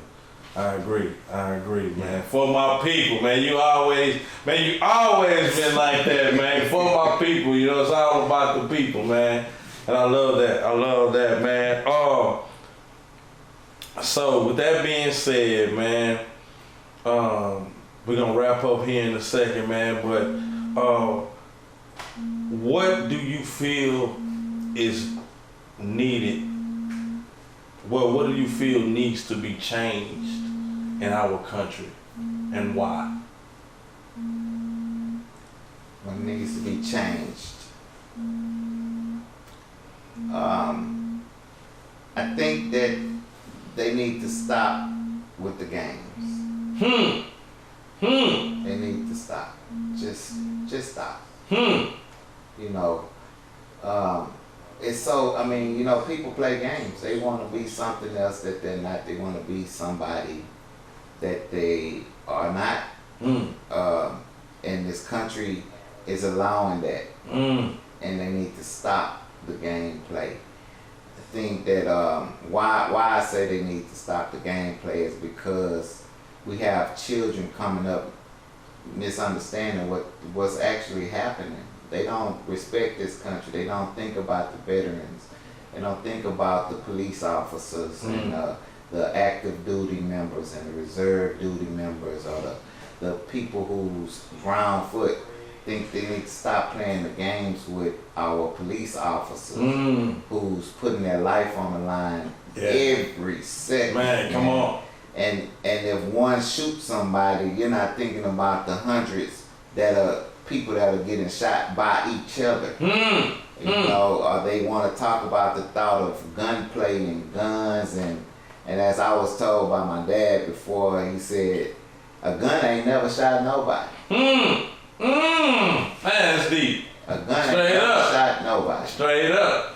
And what that means is that it ain't the guns, it's the people. And as I said to someone before, that what needs to be understood and addressed is not the gun that do it. Like I said, if it was glass here and we push the glass down and it break, and then they say we need to, and then everywhere you go is glass breaking, and then they say we need to stop this glass problem, this glass breaking. Yeah, problem. come on, man, come on. But the glass wasn't breaking unless somebody pushed it. You know, the glass didn't break on its own. Somebody pushed it or touched it or something, right? Exactly. And so, and then they say let's address here, but them are inanimate objects. Right. They're not able to move do on anything their own. unless somebody. Exactly. We, as I said, we need to really address the fact that the people who's address the hurt that the people are actually causing. Humanize the situation of what's going on.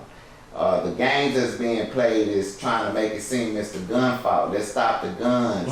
Let's kill all the guns, but the guns are not the ones to kill. It's the people who's not valuing lives that are actually doing the killing.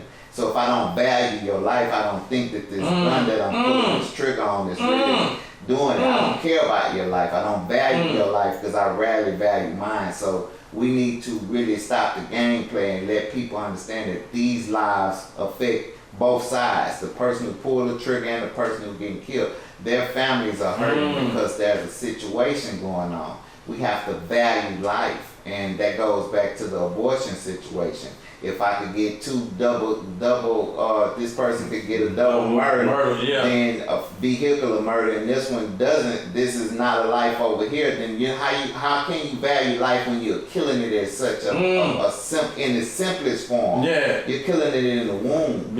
So not only when you're killing it in the womb, you're killing the spirit of the person. You're actually taking the spirit out. Oh man, that person don't value. So how can that that person loves to value a man, then they'll set that man up, and that man get killed by somebody else's gun, and then they blame the gun. So with that being said, what is your initiative to curb gun violence?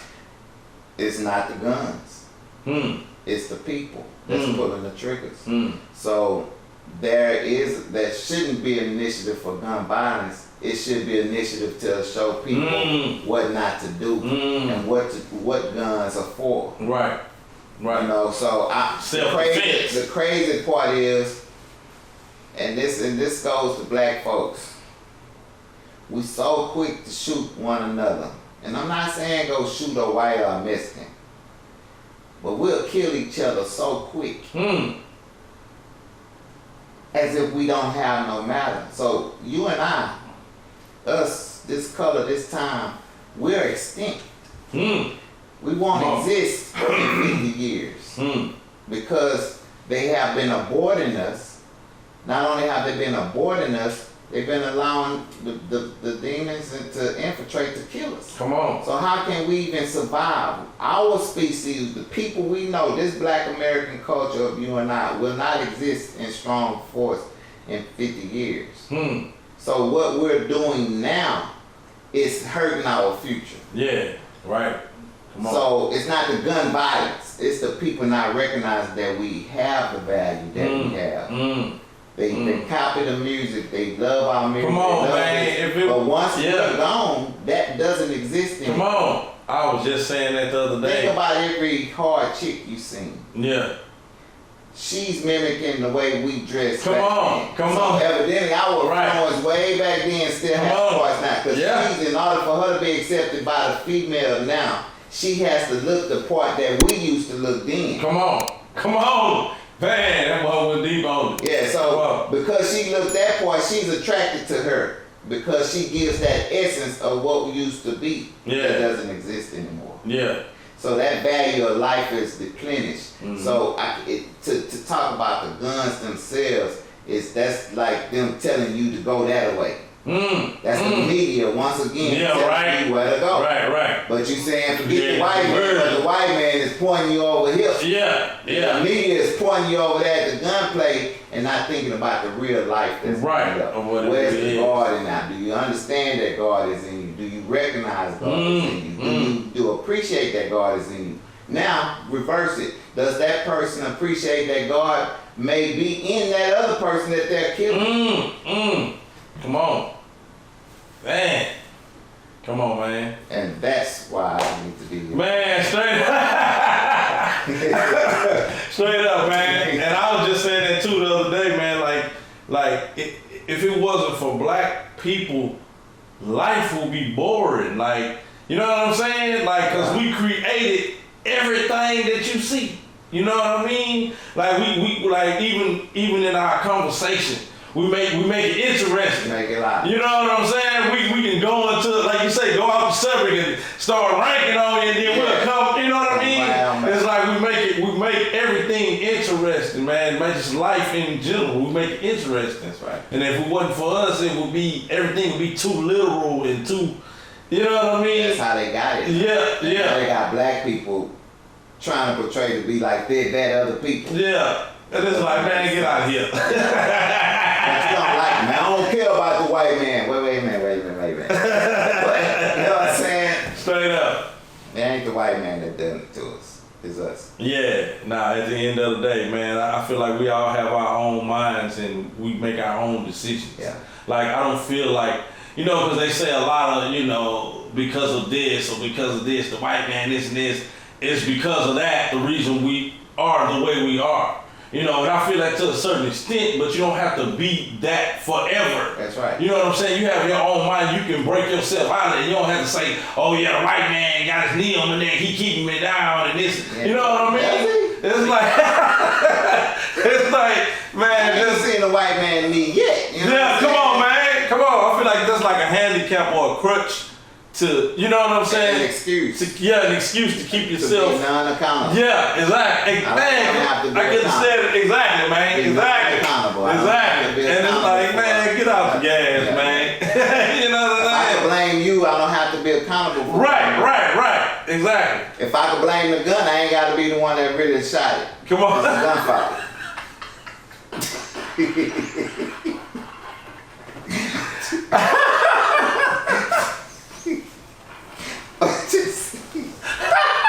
I ain't shoot that gun, the gun shot it. It's like, that don't make no sense, no sense whatsoever. The devil made me do it. Yeah, come on, that kind of. You ain't have a choice. Nowhere in this. Come on, man. So the devil Stop said, it, if you man. don't do this, I'm gonna send you to heaven. You right, devil. It's like, man, get off the gas, man. You right, devil. I'm gonna go on and do it. The devil made me do it. It just doesn't make sense. That don't make no sense at all, G. Okay, that's why it go. But You know what yeah. I'm saying? But yeah. Yeah. Love our men and women, man, in the armed forces, man. Support every police officer you see out there, man. Speak to them. Let them know that Man. you appreciate them. Come on, it's deep. Because they keep us safe. It could be one police officer in a building of 100, and that police officer make everybody, that whole 100 people feel safe. Come on, nah, that's true. a high responsibility. That is. I saw a police officer. I was going to dinner, and I saw a police officer, a sheriff, walking in with me, and I wanted to buy his meal. You know, I offered to buy it, but they had already purchased by the time it was, you know, but do something for them, man. Come on, that's deep. And he was like, nah, man. I said, man, nah, you when I was walking in, I said, how your day going? He said, man, I'm doing good. I said, man, it's good to see you. He said, no, it's good to see you. And we don't even know each other. Come on. I just told the main thing. I said, yo, you fully on, man. I like that. Like, basically, yo, we coming in here, you in this bar feel good. Yeah, You know what I'm straight saying? up, So straight up. that feeling is what police actually are. Yeah, Yeah, we could talk about the media, once again, come on. can teach you and make you feel like they don't have no matter, but they have a lot of matter. And I feel like that's a good thing too, and that's what's needed. It's like, opposed to looking at, you know, the police like they're the bad guy. It's like, you know, like you say, have a conversation with them, man. Talk to them, man. Hey, man, how you doing? Because I do the same thing. You know, I see them, man, what's happening, man? Shake the hand, man, and, you know, chop it up with them and just. Them, man. Yeah, exactly. It's like, call this thing. You cause a problem in the house. You mad, right? You mad, you fighting, you forget that, blah, blah, blah. You fighting. The lady calls the police. Why does she call the police? Because she needs somebody to get you straight. That's right. So she's calling the police for protection. The police got to come in as a protector. Mm-hmm. You know what I'm saying? To bring peace. Right. Okay, so this person don't know your anger level. Right, exactly. He don't even know that she the one that really caused you to get mad. She was sleeping with your cousin. Come on. She was sleeping with your cousin. Come on. You come in and caught your cousin, the girl cousin. Come on. The girl cousin. Come on. She was sleeping with your girl cousin. You caught your...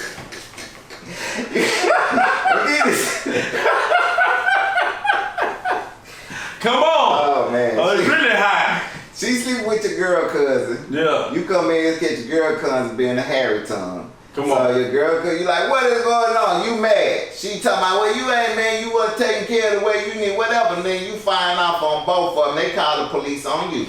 Police got to come in because she made the call in and saved the day on something. Now you mad because you really hurt because you wasn't thinking your cousin who you was leaving now is going to be smashed on your woman. Yeah. Or your woman would even go down. Don't end that rough, right? Unless you put in now by doing a menage a trois thing and it was live. But okay, that's another thing. But this will be the last one. Then the police got to come in and save the day of a situation you don't even know how it started. Yeah. Now you're mad, then he got to grab you and put you mad because you really upset because this happened. And he got to bring peace and grab you and put you in handcuffs because you're the aggressor. Right. But his life is in jeopardy when he comes. Right. He don't know what's going to happen. He don't know if you got a gun, anything can happen right now. And then he got to leave you and go do it again. Come on. I don't think they're important. It take a special kind of person to do that too, man. Like you gotta have a level head and you know what I mean? Thank every police officer and law enforcement and worker and fireman, my favorite people, and you two police officers, but and the armed forces that put your life on the line for us in this country. Already. Thank God for y'all. Straight up. Because we wouldn't have order without them. Yeah. Nah, that's so somebody true. run in here and tell us to put our hands on the H wall and strip us. And Yeah, come on, where that man. money at? Nigga, y'all Yeah. got the money, y'all sitting in suits. It's like, what? When Yeah, we come get on. through, we're gonna call the police. Say, man, we just got robbed. Yeah. At the end of the day. They gotta go find the person who had guns Yeah. for us. Right. Come on, man. Yeah. It's Nah, that's bigger true than though, that. man. I really do believe It's that thing bigger than that. it takes a special kind of person to really do that and you know what I'm saying, and experience, you know, over time and all that to know how to handle different situations. You know what I'm saying? Because they don't, you know, they can't just be the mild mannered, you know, reporter from the Daily Planet coming in. They can't be in there. They They got- can't be Clark Kent. Yeah, They gotta be Superman. Yeah, Coming. exactly. Because they don't know what to expect. They don't know, if, like I said, this person got a gun on them. Man. Or he They don't know he's what to schizophrenic, you know what I'm expect. saying? Yeah, don't so they know. gotta just, So they gotta be ready, you know, for whatever, you know what I mean? They gotta have a constant adrenaline button. Yeah, exactly. And it gotta be able to, Just shaking. at one. Nah, straight up. Oh, Nah, that's true though. So That's true. you gotta respect that thought, and that's why I need to be y'all. Man, straight up, man. Whether y'all put me in his office this time, next time, I'm gonna need to be y'all president. Nah, if not, straight up. just even be the person that y'all can understand you are. Man, straight up, man. Y'all gonna have to rewind this interview, man, to get his take on a lot of things, man. I have a couple of more questions, man, before we get up out of here. All right, couple more. But man, welcome back, man. Well, we ain't went nowhere. But if y'all just not tuning in, man, we are in the building, man, with President-elect, man. Hey, the one and only F.D. Brisco the third, man. I have to ask these two questions, man, before we get up out of here. And this is another one coming from Delicia Smith. Shout out to Delicia Smith, man, for sending us in these great questions. She wants to know, what are your top 3 priorities when you get into office? And you know she said when you get into office. Like that, sir. Like that when I get into the office. Like her confidence. Thank you. What are my top 3 priorities? Wow, that's a good one. So that's a good question, because you got to have an understanding what the people need. What I would think my first priority would be whatever the people address the most to me to change in this country. So my first priority would to take the consensus of one of the most important, and if it's, let's just give a number of hopefully 100 million people going write me in and make me their president this year, or the next time, whichever one. Just 100 people write me in. So 100 million people, 100 million people put on a ballot. I mean, they want this to be changed.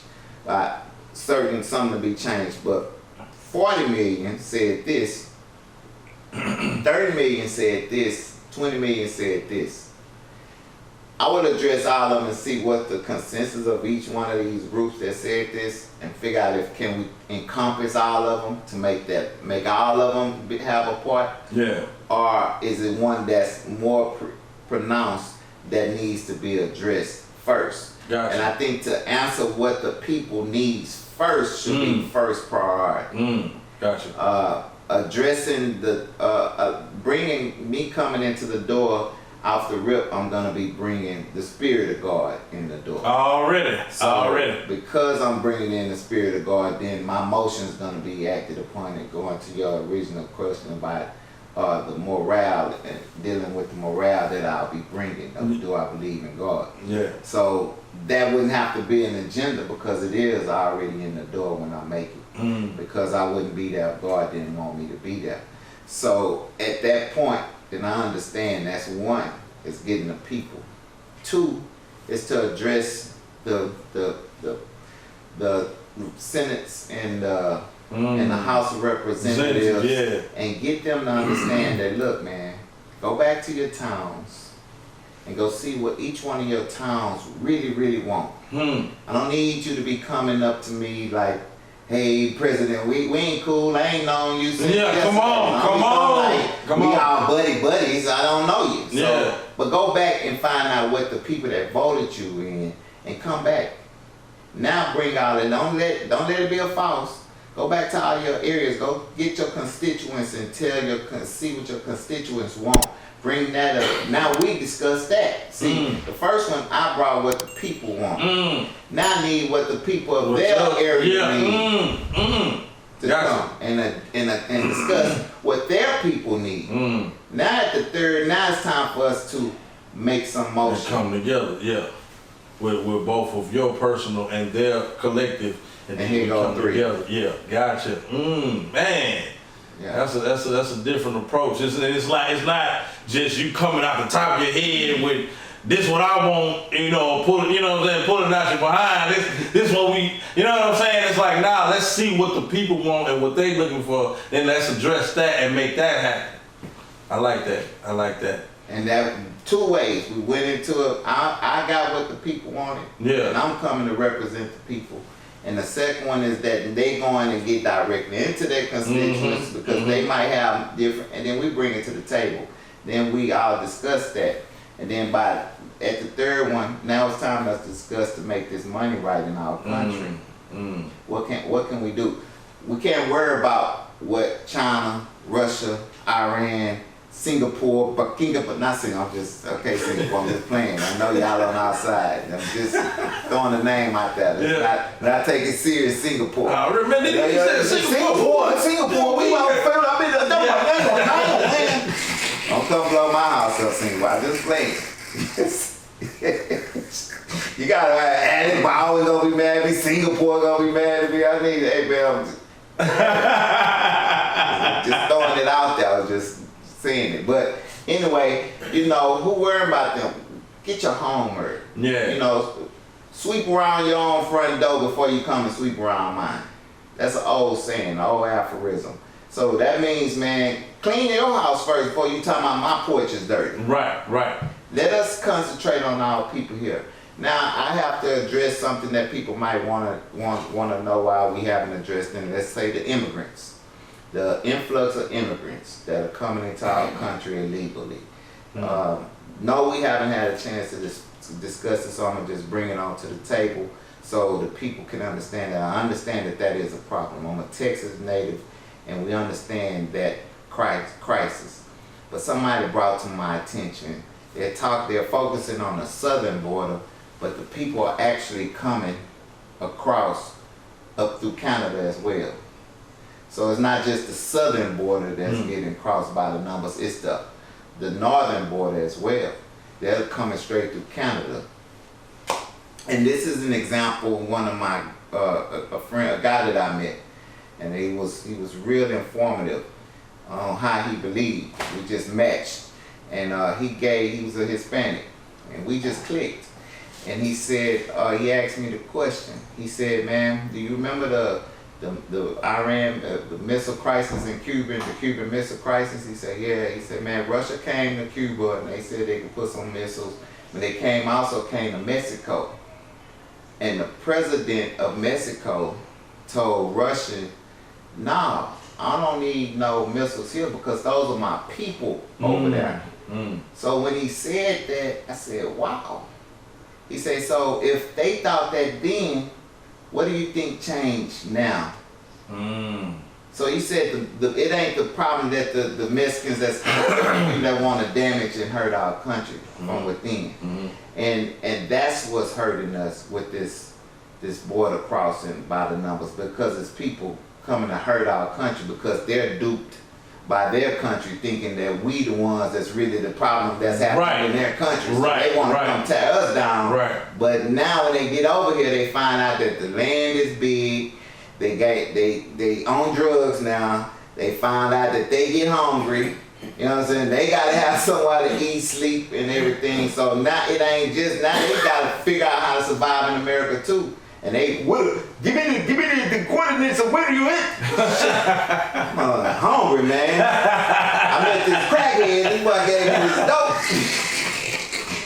I sold the phone. You know what I'm saying? So somebody else got the phone. Somebody, what? Man, I don't know what you're talking about, man. the Quintus, man, I don't know who you talking about. He ain't got this phone no more, man. Nah. Eagle butt over, that's mine.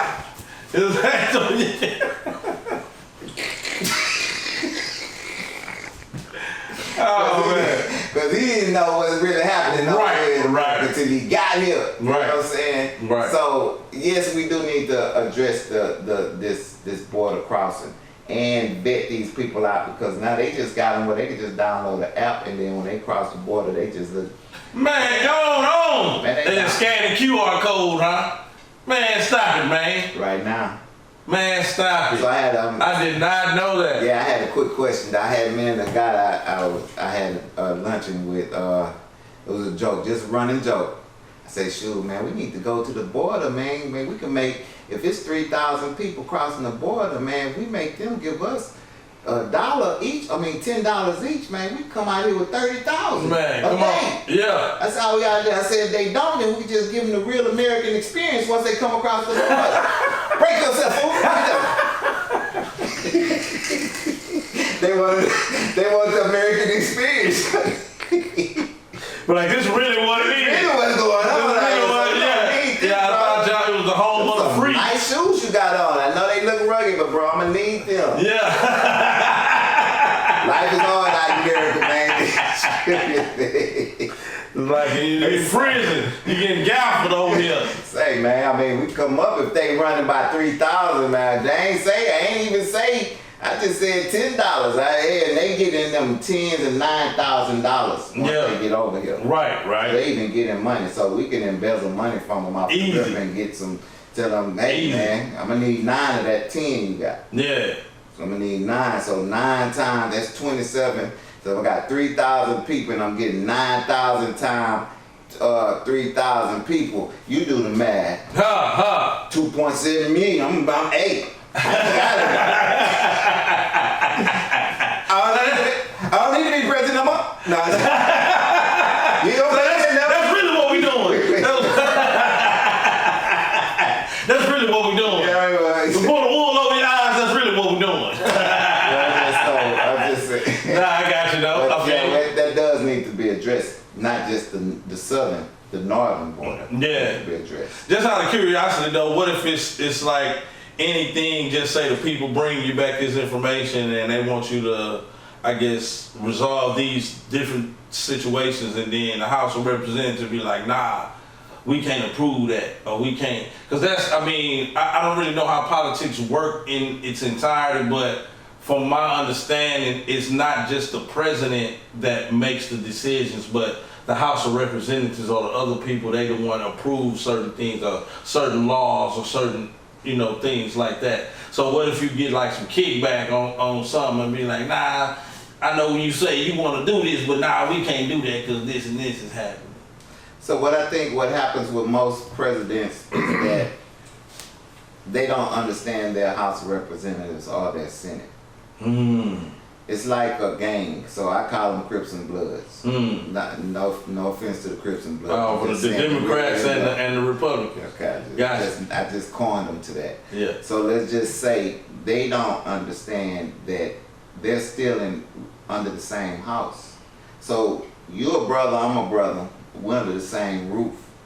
We're still under the same roof.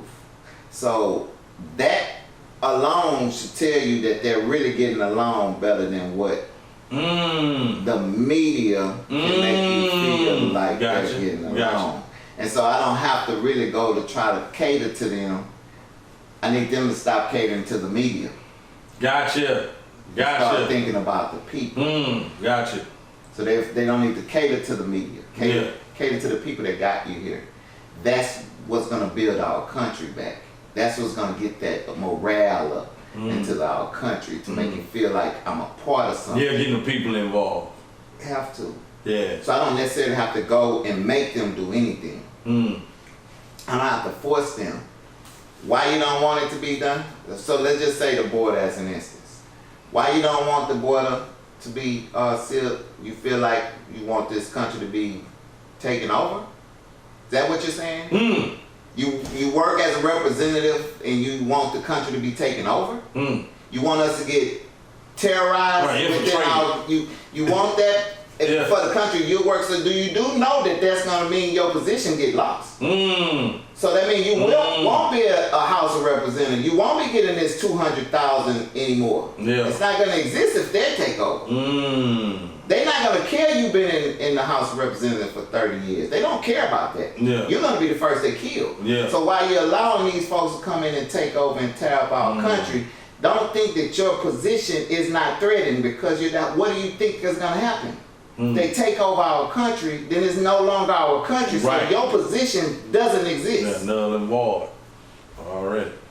Man, dang. Hey man, where you get these answers from? I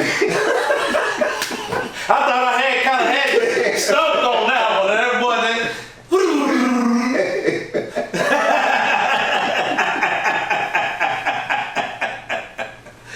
man, I love, man. God. Already, man, straight up, man. None other than, man. Our God given it. And I'm from the people, so all of these answers is coming from the people that raised me. From the people that instilled in me. Yeah. I'm speaking from my ancestors. I'm speaking from my cousins, my aunts, my dad, my mom, my grandma, my great-grandmother, my great-grandfather. I'm speaking all the way to Isom Edwards and Harriet Keep, born in 1830. Come on. Yeah, I'm speaking from them. Come on, wow. Man, that's deep. That's deep. Yeah, so I'm speaking, that's they provide me all that. They're making sure whatever you need, and God saying whatever, make sure you get it. No problem. Like Neo or something, you know what I'm saying? Like the Matrix, download it, they say, he asked this question, download that answer. Well, Q, I'm glad you asked. How you glad I asked that question that you Come didn't on, know I man, was that you didn't know Who knows? Man, I love that, man. For the people, man, by the people, man. From the people. From the people. You know what I'm saying? For the people, by the people, from the people.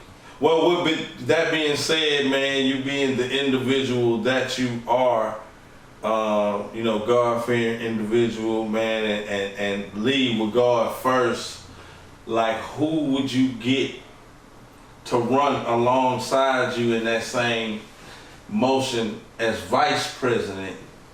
T.D. Jakes and Kirk Franklin. R. Kelly. Nah, just He did it. Nah, he it's did. not. Suge Knight. I know y'all ain't gonna play with Suge. I ain't gonna have to say nothing to the House of Representatives because I'll say, Suge, go get your people. It's Death Row. So, it'll be that person that I feel that's in that same likeness. And or that can withstand this strength of peace. If they can withstand the strength of peace, they the one that God put. So it don't necessarily have to be somebody, I guess a senator or somebody that's already in office. It can be somebody that you bring that you just feel is fit for the job. Yeah. That I know that's gonna be fit for the job. Like Q. Yeah. You know what I'm saying? Already, man. Like, Come on, man. Yo, Q, remember we was on the interview? I was playing, but I'm serious now. Come on, man. I need to be my vice president. Hey. You be VP, right? You gonna go in there laughing and ranking on them boys. Ranking on them boys, man. But this is what we need, though, dog. It's not a real business. What has to happen. It's gonna have to happen. Yeah. Ain't no not. Man. Stop. Yeah, straight up. So, yeah. When there's no joking around, now, that's what got to happen. For real. And then I come back and rank on you later. Then come back and rank on right now. Man, I will rank on every Senate person in there. They don't even understand. I just was sitting waiting. Come on. Yeah. Come on. So it'll be somebody that fit that Gotcha. to be willing to withstand peace. You know Yeah. what I'm saying? 'Cause that's all we're trying to bring is peace to this country. Man, for sure. Save this country some time for God don't have to destroy it. Yeah. Because I'm pretty sure he's tired of this country, right? Man, come on, man. We need to just say, God, look, pull a Moses or something, Hey, so look, let me go talk to them, man.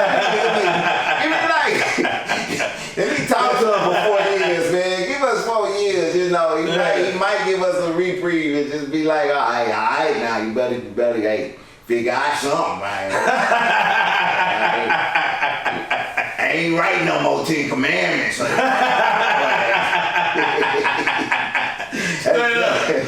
up, man. Send the sun down there for you, and then y'all try to hold him out. Jesus talking about, tell him, Daddy. I got carpal tunnel trying to run out the commandment. Thou shalt not. He already see the future. He know they ain't gonna be. Already. Not kill. And then we done killed up to right before I wrote this. Somebody got killed right before I wrote this. But I'm saying though. Thou shalt not kill, the bad ass. Thou shalt not commit adultery. He just cheated on his wife.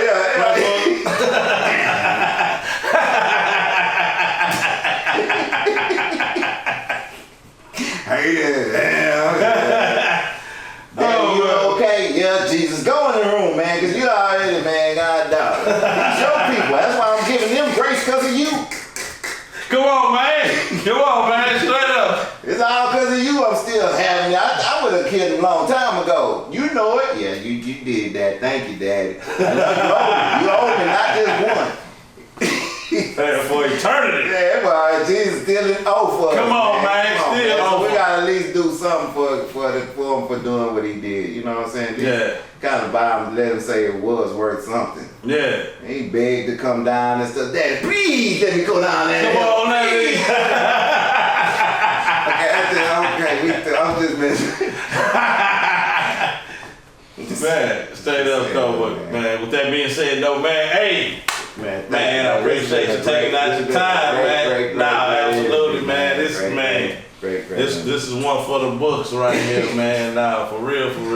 Yeah, man. Thank you for allowing me to be in this wild, man. Man, absolutely, this moment, man, to be in front of this famous wild. I thank you. This is great, man. And congratulations again on your Zeal Radio. Man, for sure, man. Thank you, man. Thank you. And your show on Zeal TV too. Yes, right? sir. Yes, sir. That's good, man. Yes, sir. We making things happen, man. And this episode definitely has to go up, man. Like you gave us so much knowledge, man, and information, man, for the people, man. And this show is for the people, man. So I appreciate that, man. You know what I mean? Thank you for having me. Is there anything that we might have didn't touch on that you want to express or put out there before we go? Voting is important.